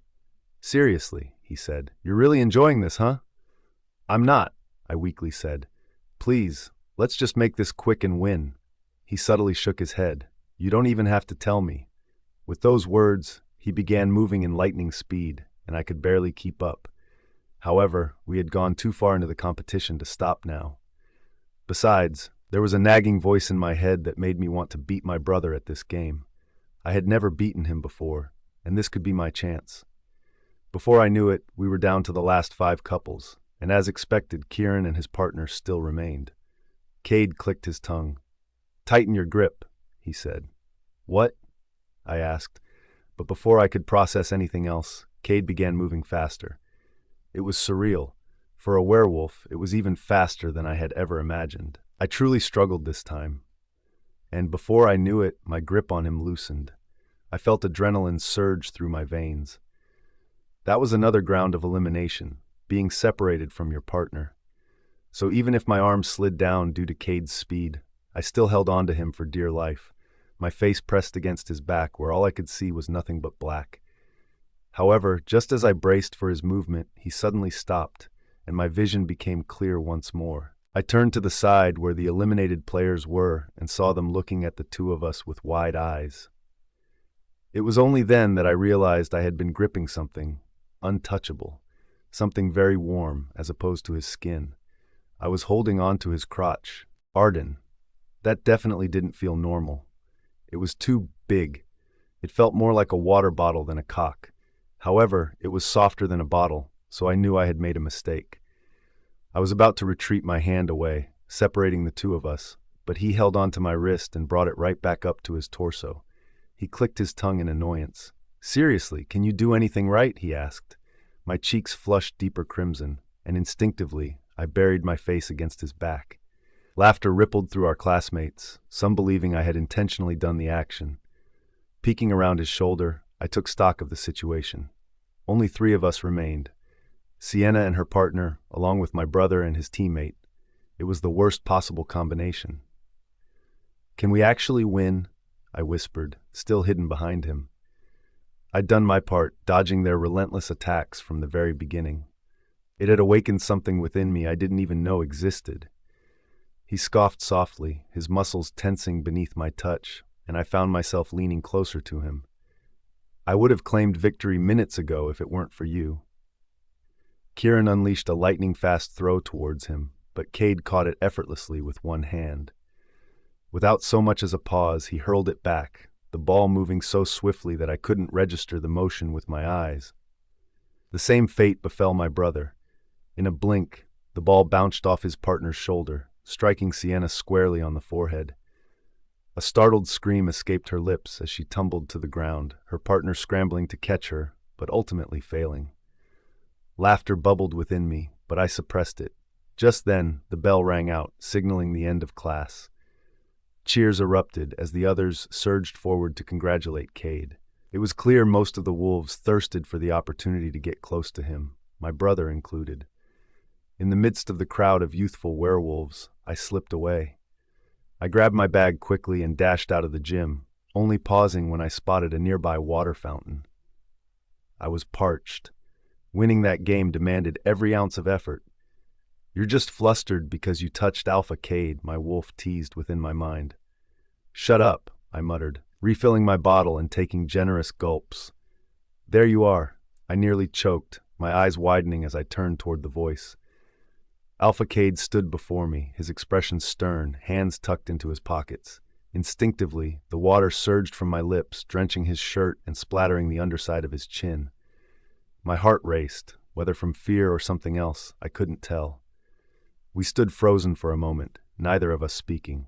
Yet as the shock subsided, I turned away, desperate to escape the intensity of his gaze. But he was quicker. In an instant, he was before me, marching forward until my back met the cold, unyielding wall. A small gasp escaped my lips as he trapped me between his arms. "Let me go," I insisted, pushing against his arms, but they were like iron bars, unmoving. "Strike 3. I frowned, meeting his gaze, but instantly regretted it. My breath caught in my throat at the sight of the darkness swirling within his pupils. He wasn't going to harm me here, was he? The school wouldn't allow it, would they? Oh, who was I kidding? They'd probably turn a blind eye. "First," he began, voice low and dangerous, "you snuck up and watched me make out with someone like a stalker." I didn't. "Second," he continued, cutting off my protest, "you groped me in the gym and ran away without a word. For someone who claims she doesn't want to take advantage of me, your actions tell a different story." I sighed, shaking my head in frustration. "It was an accident. You were moving too fast." "So it's my fault?" he challenged, eyebrow raised. "That's not what I meant," I retorted, exasperated. "Fine, I apologize. It won't happen again. There, are you happy?" "Third," he pressed on, disregarding my plea. He gestured to his damp shirt. 3 strikes, and it's only the first day. Most people don't even make it past strike 1, so tell me, how should I let you off the hook?" With every word, he closed the distance between us. But after his final question, he stepped back, studying me intently. I turned away, unable to bear his piercing gaze. He regarded me as if I had committed some unspeakable crime. Before I could muster the words to break the silence, a familiar voice filled the hallway. "Alpha Cade?" My body froze beneath Cade's hold, and a small frown etched itself between his brows as he glanced aside. I didn't need to look to know who had arrived. It was Kieran. "I've been looking for you," Kieran said, an easy chuckle escaping his lips. "I actually need to speak with you about something important." "Let go," I whispered, pushing gently against his chest in a futile attempt to free myself. Cade turned back to me, his expression resolute. "I'm not letting you go. I'm not finished with you." I bit my lip, casting a quick glance to where my brother stood just a few meters away. In mere seconds, he would discover I was here. "Someone needs to talk to you," I insisted, my heart racing at the urgency of the moment. "We can discuss this another time. He can wait," Cade replied stubbornly, his tone leaving no room for negotiation. Fear gripped my heart, causing it to race within my chest. "Please," I implored, locking my gaze with his. I knew I must have looked desperate, a sight I didn't want him to witness. Yet I felt as though I had no choice. An ambiguous expression flickered across his face for a brief moment. "Oh, you're with someone?" Kieran's voice drew nearer, urgency pricking at my thoughts. I had to act now. Cade still hadn't spoken, and in a moment of defiance against my own apprehensions, I pursed my lips and shook my head. Desperate times called for desperate measures. Summoning every ounce of courage within me, I wrapped my arms around his neck, pulling him close. In an instant, our lips collided. Arden. I didn't know what I had been expecting from that moment. It wasn't the exhilarating fireworks I felt during my first kiss with Jaxon. My heart didn't race faster, nor did fear consume my body. Instead, it felt safe. He didn't pull away, but he also didn't kiss me back. I closed my eyes tightly, anxiety swirling within me as I braced for his reaction. My palms rested on the sides of his face, drawing him impossibly closer. The thought that Kieran might recognize who I was loomed ominously in my mind. "Oh," I heard my brother say, a chuckle escaping his lips. "I see that you're busy. Anyway, I just came by to let you know that our mansion is throwing a party this weekend. All alphas are invited. We hope to see you there." With that, he turned and walked away, leaving me in a state of internal relief. I felt the urge to pull away, but before I could, Cade's arms wrapped around my waist. My eyes widened as he pulled me even closer. Without any warning, he began moving his lips against mine. At first, I didn't know how to respond. His lips were the opposite of soft. They had a rough, full quality that, to my surprise, bore an unexpected pain. Yet it felt like I was under a spell, and I instinctively began to kiss him back. He didn't use any tongue or teeth, but the intensity of the kiss made it feel like he had. My mind slowed to a crawl, struggling to process what I was doing. All I was aware of was that this kiss made me forget the chaotic situation I found myself in. But just as abruptly as it had begun, he pulled away, leaving me a bewildered mess. I looked up at him, my eyes wide with unspoken questions, yet his expression remained unreadable. I noticed a slight pulse in his jaw as he stepped back, shaking his head. Then a small, teasing smirk appeared across his lips. "Your words really do contradict your actions," he murmured. I didn't want to kiss him. It was because he left me with no choice. "Save it," he interrupted, cutting me off. "I assume you already got what you wanted. Nice try, but even then, I won't budge. You're not getting my points. Desperation is not a good look," he added, and with that, he turned and walked away, leaving me frowning deeply. What on earth was he talking about? Did he really think I was taking advantage of him? "As if," I muttered under my breath, shaking my head in frustration. With a heavy sigh of relief, I leaned back against the wall, grateful that my brother hadn't seen me. That spared me yet another awkward encounter. "There you are!" I turned to see Tessa making her way toward me, relief washing over her features. "I was looking for you." "Sorry," I said sheepishly, casting a glance at the fountain. "I was just thirsty." She let out an exasperated sigh and took my arm. "Let's go. I'm drained. Did you know that girl we spoke to before class approached me again?" "Sienna?" I asked, frowning in response. She nodded, her expression one of frustration. "Yeah, she warned me about you." I froze under her touch. nervousness coursing through me. Sensing my unease, Tessa quickly shook her head. "Don't worry," she said, offering me a small, reassuring smile. "I don't believe her at all. She told me you weren't what you seemed and to steer clear before it was too late. She's foolish if she thinks I'm going to take her side."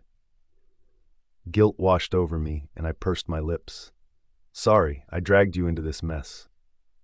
"Hey," she nudged my shoulder playfully, her smile brightening my mood. "We all have our own stories. We're here for a new beginning.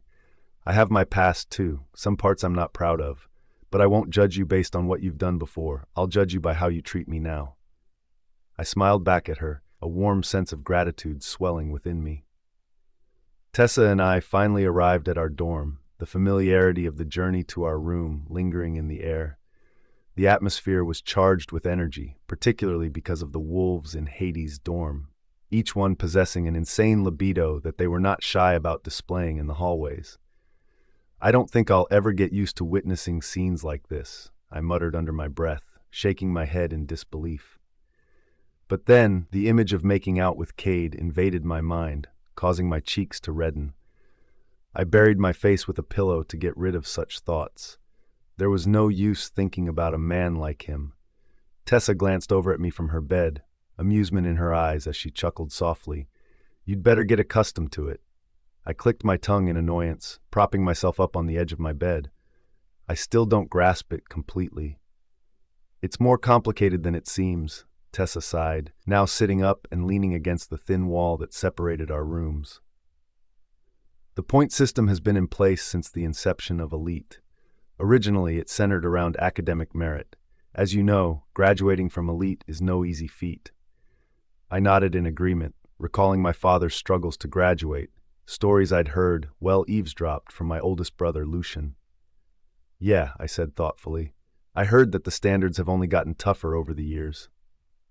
"That's primarily due to a quota," Tessa explained, a serious look crossing her face. This revelation piqued my interest. "The ultimate goal of graduating from Elite is to secure a position among the high-ranking officials in our respective packs. Being recruited into the United Factions, the governing body of our country, Fenra, represents an even higher aspiration.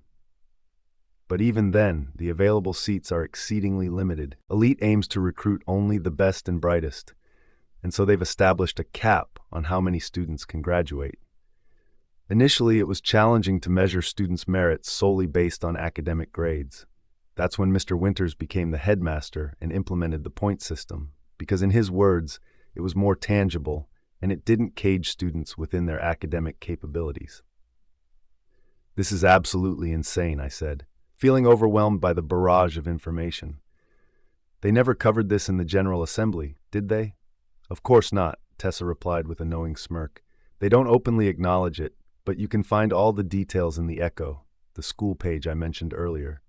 There, you'll see the corresponding points laid out. Just check your phone." I bit my lip nervously, turning slightly to the side. "I don't actually own a phone." "Arden." "What?" Tessa exclaimed, shock seen in her eyes. She acted like I had just uttered some unspeakable horror. In this day and age, it was downright absurd to think there was a werewolf without a phone. We had fully embraced the human culture, and in this country, we even had to deal with the mischief of tablet pups. "Well," I hesitated, choosing my words carefully, "let's just say my mom is a little controlling?" Tessa pursed her lips thoughtfully, then began rummaging through her bag. Moments later, she took out a worn-out phone and tossed it to me casually. "It's my old phone," she said, "but just a heads up, it has a mind of its own." I stared at her, my eyes wide with disbelief. "This is way too much, Tessa. Are you sure?" Without letting me finish, she waved me off dismissively. "You're actually doing me a favor by taking it," she insisted. "I've wiped all the previous data so you can start fresh right away. Trust me, this is a good thing. It's been my phone for so long, and I couldn't bring myself to just throw it away. Handing it to you makes it feel like it's not going to waste," she added softly. "Oh, and I've even added the application for our school's page," she added, brightening the atmosphere a bit.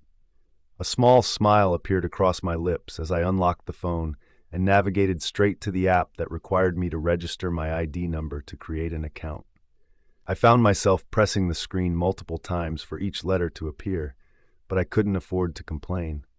My finances had been drained dry for first semester tuition and the dorm lease, so I definitely couldn't afford a brand new phone. The ranking is on the home page, Tessa pointed out. I nodded, spotting it immediately. There was an overall ranking, then one designated for men and another for women. With the school year just beginning, I didn't expect to see any startling statistics, but what I found made my heart sink. At the very top of the overall list was Jaxon. How is this even possible? I muttered under my breath. I felt the bed dip beside me as Tessa leaned in to scrutinize the screen.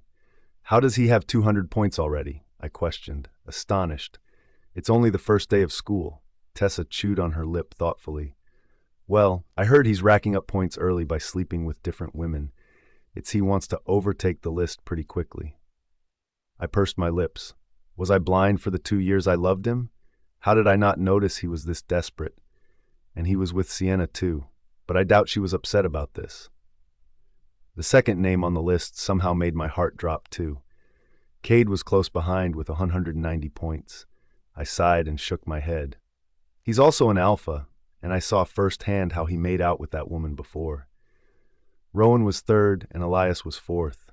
They were already dominating the list. I diverted my attention back to the screen, trying to search for my own name. It took quite a bit of scrolling before I finally realized. My name isn't listed here. Yours isn't either. Tessa sighed deeply. That's because this list only shows the students most likely to rise to the top. Only the top 100 among both freshmen and seniors. Don't worry, this list is more for pride's sake. You can check your own ranking at the homepage. I clicked on my name right away and saw the measly 10 points I won with Cade during the dodgeball game. Arden Stone, rank 365. It's so complicated, I groaned. If only I had known it was like this. I caught myself and swallowed the thought. No, this was my only option. I couldn't stay with the pack any longer. What were you going to say? Tessa asked. Nothing, I muttered, deflecting her question. It's going to be a cutthroat competition, Tessa continued, leaning back against the bedrest, her voice taking on a serious tone. It's only going to get more challenging each day. So the fastest way to climb the rankings is to have sex with the highest-ranking alphas. I didn't respond, continuing to navigate through the school page. My eyes suddenly landed on a small black option at the very top of the homepage, nestled quietly within the navigation bar. Without a second thought, I pressed on it, but immediately regretted my impulsiveness. The room was filled with moans. Ah, right there! Jaxon, fuck me harder, please. You like that, you little slut? A video played automatically, and it was of Jaxon and a woman that definitely wasn't Sienna. It didn't seem to be an edited video. It was raw footage, almost as if it was live. He like an animal in heat. The woman took it without any complaints. Yet as I scrolled further, I found this wasn't the only video. I tried to turn it off, but Tessa's phone wasn't cooperating. So this was what she meant by the phone having a mind of its own. My cheeks flushed crimson as I flung the phone underneath the pillow, prompting Tessa to erupt into a fit of laughter. I wasn't doing anything. I just clicked on one of the buttons, and it led me to that. I swear, I didn't mean to. Her uproarious laughter interrupted my frantic defense. Oh, Arden, you're so adorably naive. You've only stumbled upon the aftersound. Aftersound? I echoed, confusion lining my voice. Exactly.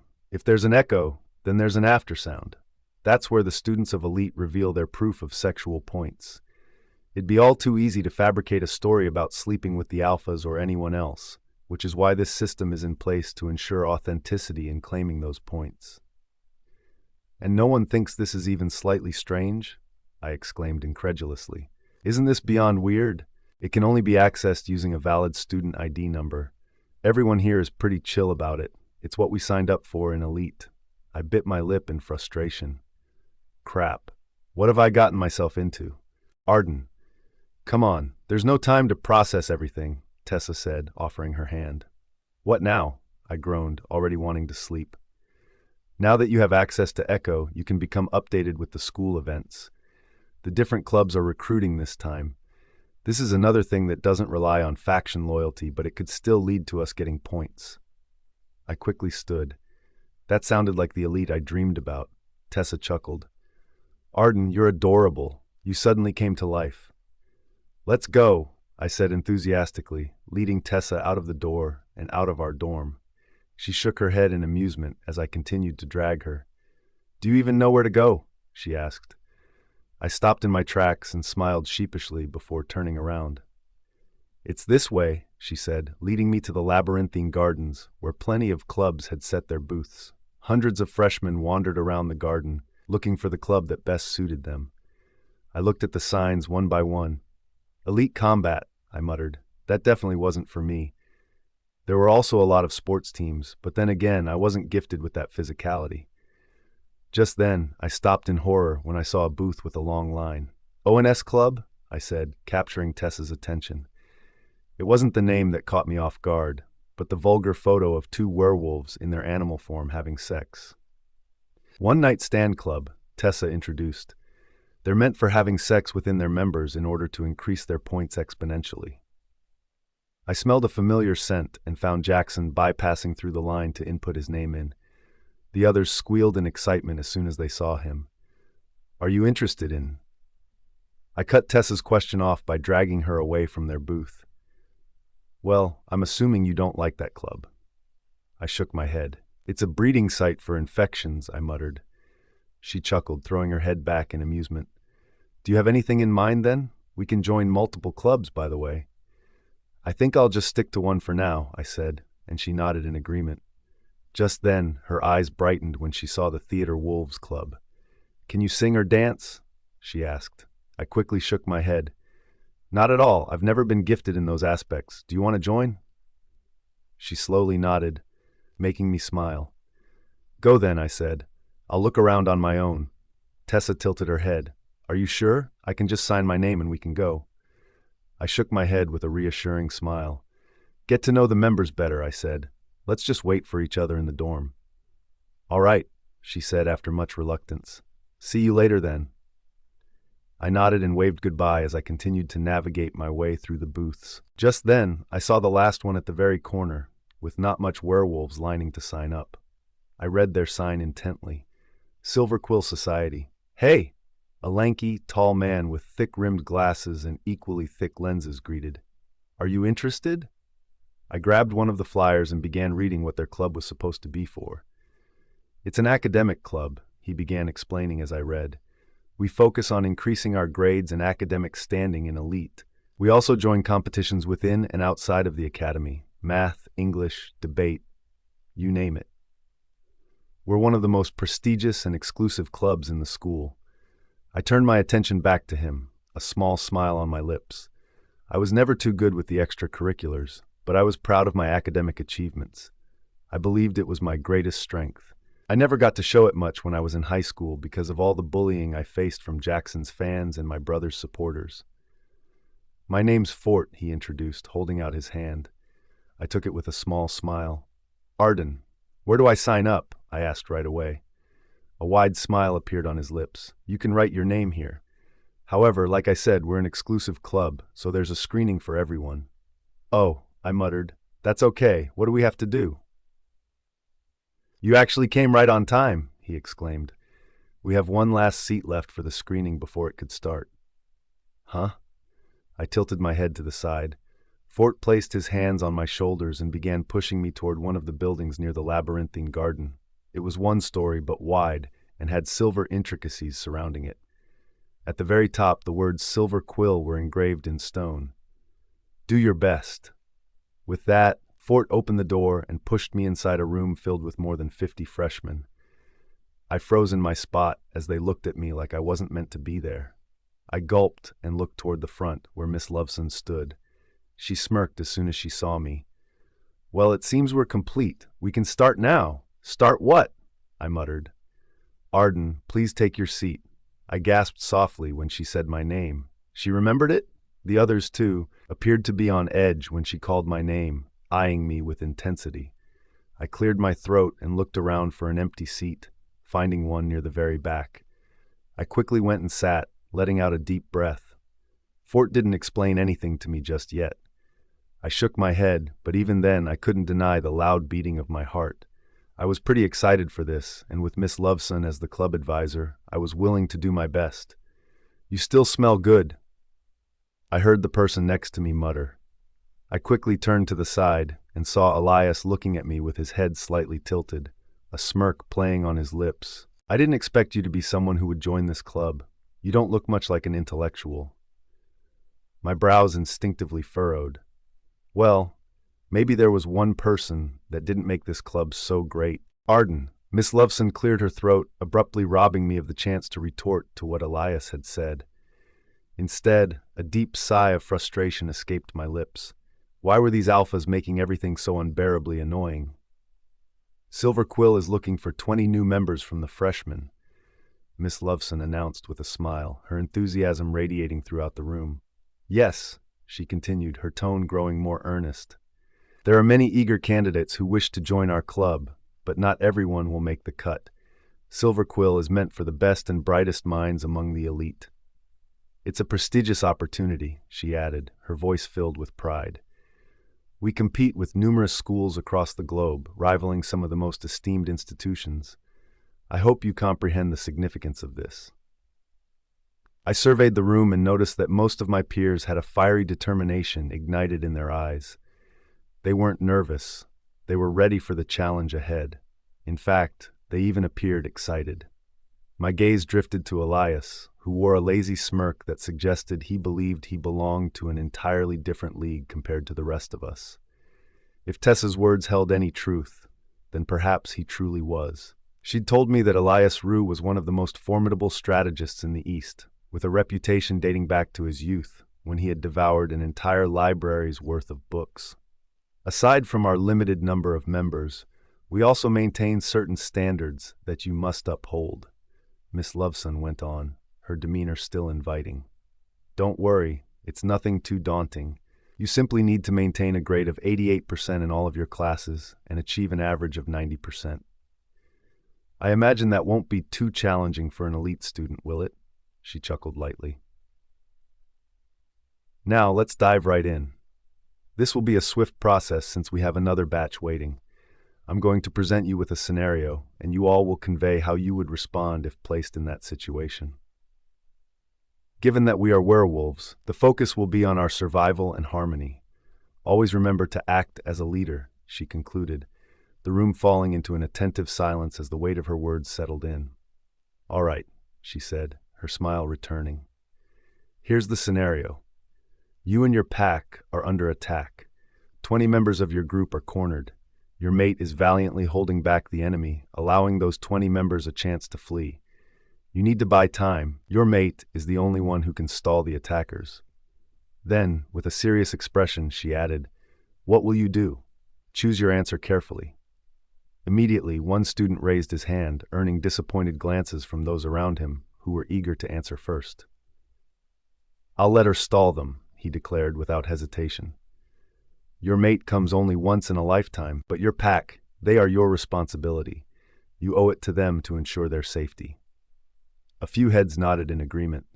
Miss Loveson offered no reaction, maintaining her neutrality. Then another werewolf stood up. I couldn't help but frown as I recognized who it was. Sienna was here again. Well, the two of us were best friends for a reason, each drawn to similar interests, and she also ranked among the top students during our high school years. She stole a glance my way, clearly wanting to impress me. "I'd save my mate," she said simply, a proud smile plastered across her face. 20 pack members for a leader isn't a bad trade. In this case, it's not about the quantity of lives, but the quality of the people we choose to protect. I frowned, sensing the implications of her statement. It carried a distinctly classist undertone, suggesting that the life of an alpha held more value than that of 20 others. Yet a few individuals nodded, seemingly in agreement with her perspective. As the conversation unfolded, most followed suit, delivering variations of sacrifice and stoicism, as if spouting lines from a tragic tale where heartbreak was the noble price of power. Words like responsibility, necessity, and duty were tossed around with alarming ease. Then Elias clicked his tongue sharply. The sound sliced through the murmur of conversation, prompting everyone to turn their focus toward him. I, too, found myself intrigued by what he would say. Everyone here is still thinking emotionally, he said. Let's break this down properly. You're outnumbered. You don't have the advantage. Your mate can stall, yes, but not indefinitely. The priority is to protect the 20. That's your responsibility. And that means getting them out, fast and far. Where are they escaping to? Is there terrain you can use? Trees to mask their scent? A river to break pursuit? He took a slow, deliberate breath, collecting his thoughts. A leader is not someone who gets to have everything. A leader has to choose and endure the consequences of those choices. The enemy is coming now. You can't gamble with 20 lives to save one, even if that one means the world to you. The cost is simply too high. Then came the final blow. His voice dropped, turning colder. If you're a real leader, you don't have weaknesses. Silence enveloped the room. For just a moment, I wanted to agree, not because I truly believed him, but because he made it sound so inarguable. But my hand rose before I consciously decided to do so. My heart thudded once, loudly. People turned to look. I sensed their attention weighing upon me. I didn't speak right away. Miss Loveson arched a challenging brow. I swallowed hard, gathering my thoughts. I disagree with that. Quiet gasps rippled across the room. I could feel their shock. Who would dare challenge someone as astute as Elias? Yet, despite the apprehension, I felt it wasn't the best choice to remain silent. I understand the logic, I began, choosing my words with care. I understand the numbers. I recognize that in a battle, you measure risk and you prioritize the many. I stood now, making an effort to maintain my confidence in the face of overwhelming scrutiny. But I think this question isn't as black and white as we are trying to make it. First, what are we fighting? Are we certain that a single person is the only one capable of holding them off? If one person can stall them, then why not 20, including me? What exactly are we running from that we have already decided we cannot face? I let the question hang in the air. If we keep running and leave someone behind, aren't we just delaying the next attack? The threat is still alive. It's still out there. It knows who we are. And next time, maybe it won't even give us the chance to run at all. I turned to Elias, measuring my approach carefully. And one more thing. You said a leader shouldn't have weaknesses. I must disagree once more. Now I could feel the heat crawling up my chest, but I didn't let it drive me into a frenzy. I wanted to be heard clearly. A mate isn't a weakness. The people we care about aren't liabilities. They are the very reason we fight harder. A leader who sacrifices everything to be seen as untouchable may win, sure, but you won't lead a pack that way. You'll lead shadows. I straightened my shoulders, grounding myself in conviction. I believe that a good leader doesn't grow strong by excising their heart. They become truly strong because of it. Arden. The others stared at me as if I had committed all 7 deadly sins while they walked past. I quickly gathered my belongings and made a swift attempt to exit, anxiously trying to avoid being murdered by their piercing gazes. I clicked my tongue in irritation. I was merely offering my perspective on the topic, yet some voices in the room interpreted it as an act of defiance against Elias's words, or even worse, an audacious attempt to capture his attention. With a heavy sigh, I shook my head and hurried my steps, only to feel a sharp tug at my arm that made me frown. Turning around, I was met with Sienna's ire-filled gaze. "Let go," I demanded. She smirked, tilting her head slightly, and ignored my request. "Didn't you say you were going to lay low?" "I did," I replied. "It doesn't seem that way to me," Sienna said through gritted teeth. "What? Now that Jaxon's left you, you're targeting the other alphas?" "What are you talking about?" I exclaimed, pulling my arm away from her hold. However, her sharp nails grazed my skin in the process, leaving a stinging scratch. Before I could further defend myself, someone interrupted our tense exchange. Sienna froze and spun around, her floral scent intensifying in the air, prompting me to cover my nose. "Alpha Elias," she addressed him, bowing slightly. "What brought you here? Do you want to talk?" "Arden," Elias interjected, raising an eyebrow as he crossed his arms over his chest. "So, that's your name." I pursed my lips in response. "Yes," I muttered under my breath. Sienna shot me an incredulous glare before Elias turned his attention to her. "Can you leave?" Sienna's face flushed a deep crimson, and after a long pause filled with tension, she finally stalked off, though not without shooting me one last contemptuous look. I sighed in relief, grateful to have her gone. But now I faced the task of dealing with Elias. Turning around, I hoped he would let me slip away without dragging me into a conversation, but he placed a hand firmly on my shoulder, dangerously close to my scent gland. I instinctively backed away and removed his hand from that sensitive area. A smirk played on his lips as he locked his gaze onto mine. "Sensitive, are we?" "It makes me wonder what other parts you're sensitive in," he murmured, his voice dropping to a near whisper. I clicked my tongue and crossed my arms defensively. "What do you want?" "You're mistaken." My brows knitted together in confusion. He had gone out of his way just to say that? Weaknesses are precisely what lead to your heart being carved out in the first place. When you're as tough as stone, that won't happen. While I agree that by running away, you're merely stalling the inevitable, it also means you are gaining time. Time to formulate better strategies, rally strong allies, and ultimately save the majority. I didn't fully understand why he was imparting all this wisdom to me, as if he were eager to prove himself further. "But I must say," he continued, stepping closer this time. I held my ground and met his gaze head-on, refusing to back away. "You made an excellent point. I don't say this lightly, but you seem exceptionally intelligent." He scrutinized my face, cataloging every detail, drinking it in and committing it to memory with his gaze. "Intelligence is very attractive," he remarked, a hint of appreciation lacing his words. "I really think we should consider a different approach to earn those points," Rowan interjected, tapping his pen rhythmically on the table. My group for pack psychology and bonding was nestled in the library, where Miss Loveson had granted us the freedom to continue our presentations outside the confines of the classroom. "I agree," Tessa added timidly. "I heard the other groups are planning role plays, while some have even opted to create songs." I pursed my lips, contemplating the suggestions. A song or a role play based on nodding wouldn't garner much interest, would it? In fact, it sounded ridiculous. Rowan shook his head. "That won't work for us," he echoed my thoughts. "But I agree that we need a fresh idea to elevate our presentation above the rest." Cade nodded thoughtfully. "We don't know how many points are in play, but Miss Loveson is known for giving out significant points."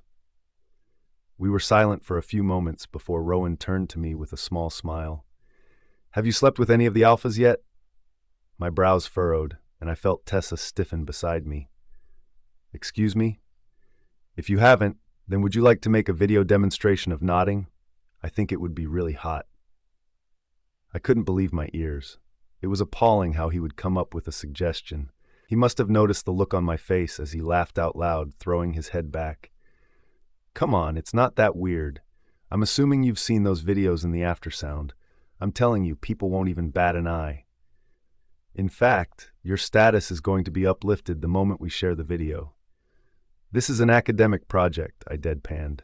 "Yes, and I'm sure Miss Loveson would appreciate the visual clarity a video demonstration provides." Nodding is done between bonded pairs or those with ruts and heats. It's to seed the man's essence and increase the chances of pregnancy. "That's all true," Rowan smirked, "but it's more than just biology. It's primal, raw, intense. I'm telling you, when you're knotted, it's like nothing else exists. You feel everything. The stretch, the pressure, the heat. It's addictive." I turned to the side and found Tessa with very red cheeks, which told me she had done this before. Again, Cade's face remained neutral, but it wasn't too far off that he had done something like it. "Why?" Rowan suddenly asked, leaning against his elbows. "Are you a virgin or something?" I felt my heart skip a beat, but I didn't give anything away with my expression. "No," I calmly said. "Ah," he continued. "You must be the old-fashioned type then. That's better. I can show you the wonders and pleasures of nodding. Condoms exist for a reason, and that is to decrease the chances of pregnancy. What do you say, huh? I have my rut coming the next week, so it's perfect." I didn't even know why I was still listening to this. The feeling of fullness is unmatched. It will be an ache that spreads through your whole body until you're gasping. You might even grow addicted to it if you do it with me, he winked. The table was silent, all their gazes on me. Well, except for Cade, who appeared deep in thought. Just then the bell rang, and I was finally able to breathe properly. "Bummer," Rowan said, pulling out his chair. He then grabbed my phone and inputted his number before winking at me. "We still have until next week. Call me if you're up for it. Arden." Tessa and I were getting ready for the day, but I could already feel a wave of dread washing over me. For the past few days, Rowan had been pestering me about having sex with him. "Are you going to agree to it?" Tessa asked, raising an eyebrow. I turned to her at an almost astronomical speed before shaking my head emphatically. "It's absolutely preposterous to even consider. I'm not going to have sex with Rowan, much less let him knot me. I don't think we need to go that far to elevate our presentation," I replied firmly. "Yeah, I understand what you're saying," she chuckled lightly, her laughter a small comfort. "But honestly, I don't think he'll stop anytime soon, so let's brainstorm some alternative ways to enhance our presentation." "Oh, and speaking of distractions, do you want to go to that party tonight?" Tessa asked, her tone bright and hopeful. I turned to her, furrowing my brows in confusion. "Party? I heard it's a welcoming party for all the freshmen, and it'll be held in one of the elite mansions," she explained, her eyes sparkling with enthusiasm. I pursed my lips, my mind racing with reluctance. That was the last place I wanted to be. Is it required?" I asked, trying to sound casual. Tessa paused for a moment, studying my expression before her eyes lit up with an idea, coaxing me into considering it. "Tessa," I groaned, "I'm really not a party person." "Neither am I," Tessa admitted, her tone softening. "But can we please just go this once? I've heard there will be opportunities to earn points." I blew air into my cheeks and sank onto the bed, contemplating. Is it sleeping with the alphas and other high-ranking men? Tessa scratched the back of her neck nervously. "That's certainly a possibility, but I think some teachers will be there too. They might give out points on a whim." "I don't know," I muttered, still unsure. Tessa pursed her lips thoughtfully. "Is there any way for me to convince you to go?" My silence served as an answer, and I could see her shoulders slump in defeat. With a resigned sigh, she settled down on her bed and began scrolling through her phone. We still had some time before our first class, so there was no rush just yet. Suddenly, Tessa stood with a loud gasp, diverting my attention back to her. Concern crept into my voice as I asked, "Oh my goodness, what's wrong?" "You didn't tell me you tried joining Silver Quill," she exclaimed, her eyes wide with excitement. "Oh," I muttered, remembering back. "Yeah, I was pulled in by some guy. Fort, I think." "It's one of the most difficult clubs to get into," she exclaimed. "That's why the line isn't too long. Most people know that no matter how smart they are, those who get into Silver Quill are practically untouchable." "They only accept 20 students per year," she added, nodding with a serious expression. I nodded in agreement. "Yeah, that's what we were told during orientation. How did you even find out I tried out, by the way?" She walked over to me with a bright smile, showing me her phone, which displayed the announcement page of Echo. As I read through the announcement, my brows furrowed slightly until disbelief washed over me. I turned to her with utter shock. "That's my name," I gasped. "Yes," Tessa exclaimed, jumping up and pulling me into a hug. "You got into Silver Quill. I can't believe my roommate is actually a genius." I still struggled to process it. My eyes remained glued to the screen, half expecting it to change, fearing that my eyes were deceiving me. Yet there it was, my name, right after Alpha Elias. Another familiar name caught my eye, Sienna Graves. Though I would have ordinarily felt a tug of resentment at the sight of her name, I was far too happy to allow it to affect me today. For most of my life, my family had made me feel incapable of accomplishing anything. Yet here I stood, accepted into one of the most prestigious clubs in Elite. "I'm so proud of you," Tessa said, her voice filled with genuine admiration as she patted my shoulder. "Don't you think this calls for a celebration?" I glanced at her, a smile now firmly playing on my lips. It felt like I could smile the entire day without tiring. "A party, perhaps?" she suggested with a playful nudge to my shoulder. With a small sigh that betrayed my growing enthusiasm, I finally nodded. Tessa erupted in excitement, leaping to her feet, clapping her hands in delight. "Yay!" she exclaimed, her joy infectious. "You won't regret it. It's going to be so much fun." I nodded once more. In my happiness, however, I momentarily forgot that the announcement was visible to the entire student body. To my dismay, it was seen by one of the people I most wanted to avoid. I stared at my drawer and sighed. Inside were nothing but old jeans, oversized hoodies, and a handful of plain shirts that had long since seen better days. I had packed in a rush when I left home, or rather, when I was unceremoniously kicked out. Even then, it's not like I owned anything particularly fancy. Tessa noticed my predicament pretty quickly. "Don't worry," she chimed, walking over to my side and draping an arm around my shoulder. "I have the perfect dress for you. It's going to be just right. Is it really okay?" I asked. She nodded enthusiastically. "Of course it is," she replied. "I packed way too many clothes for myself." "What would I do without you?" I sighed. She smiled warmly and gently pushed me toward the bathroom, passing me my towel. "Just take a quick shower so we can get going." I nodded and entered the bathroom, turning on the heater. However, the water was cold, again. What did I expect? That was just how things operated in Hades' dorm after dark. The heater only worked reliably in the morning, and after that, the water felt like it had come straight from the Arctic. I dried off quickly, hating how the cold clung to my spine even after I wrapped the towel securely around myself. By the time I stepped back into our shared room, Tessa was already waiting, holding the dress with an eager smile. It was stunning. A white dress, silky and completely unlike anything I'd ever worn before. She handed it over with a proud grin. "You would look like an angel in this." I held it up and blinked. There's like 100 strings on this thing." Tessa laughed. "Don't worry, I'll help you once you get it on." Getting it on was a struggle in itself. The fabric slipped over my skin like water, and the side opened up with a dramatic slit I wasn't prepared for at all. I stood in front of the mirror, half-dressed and ensnared in a web of strings. "Tessa," I called out, feeling helpless. "This thing is attacking me." She hurried over, still giggling at my struggle. "Hold still, you're going to look so pretty." Her fingers moved swiftly, pulling the strings across my back and looping them into place. I felt the fabric tighten gently, fitting snugly around my ribs and waist. She paused behind me for a moment. "You really are beautiful, you know," she said. "Thanks," I murmured, not accustomed to receiving compliments. "You look beautiful, too." Suddenly, I felt her hands stutter in their movements. Her fingers lightly grazed just below my right shoulder blade. It was in that moment that the realization hit me like a train. When I turned to face her, I saw her staring intently at the mark I had been desperately trying to keep hidden for the past week. "Arden, you're the virgin?"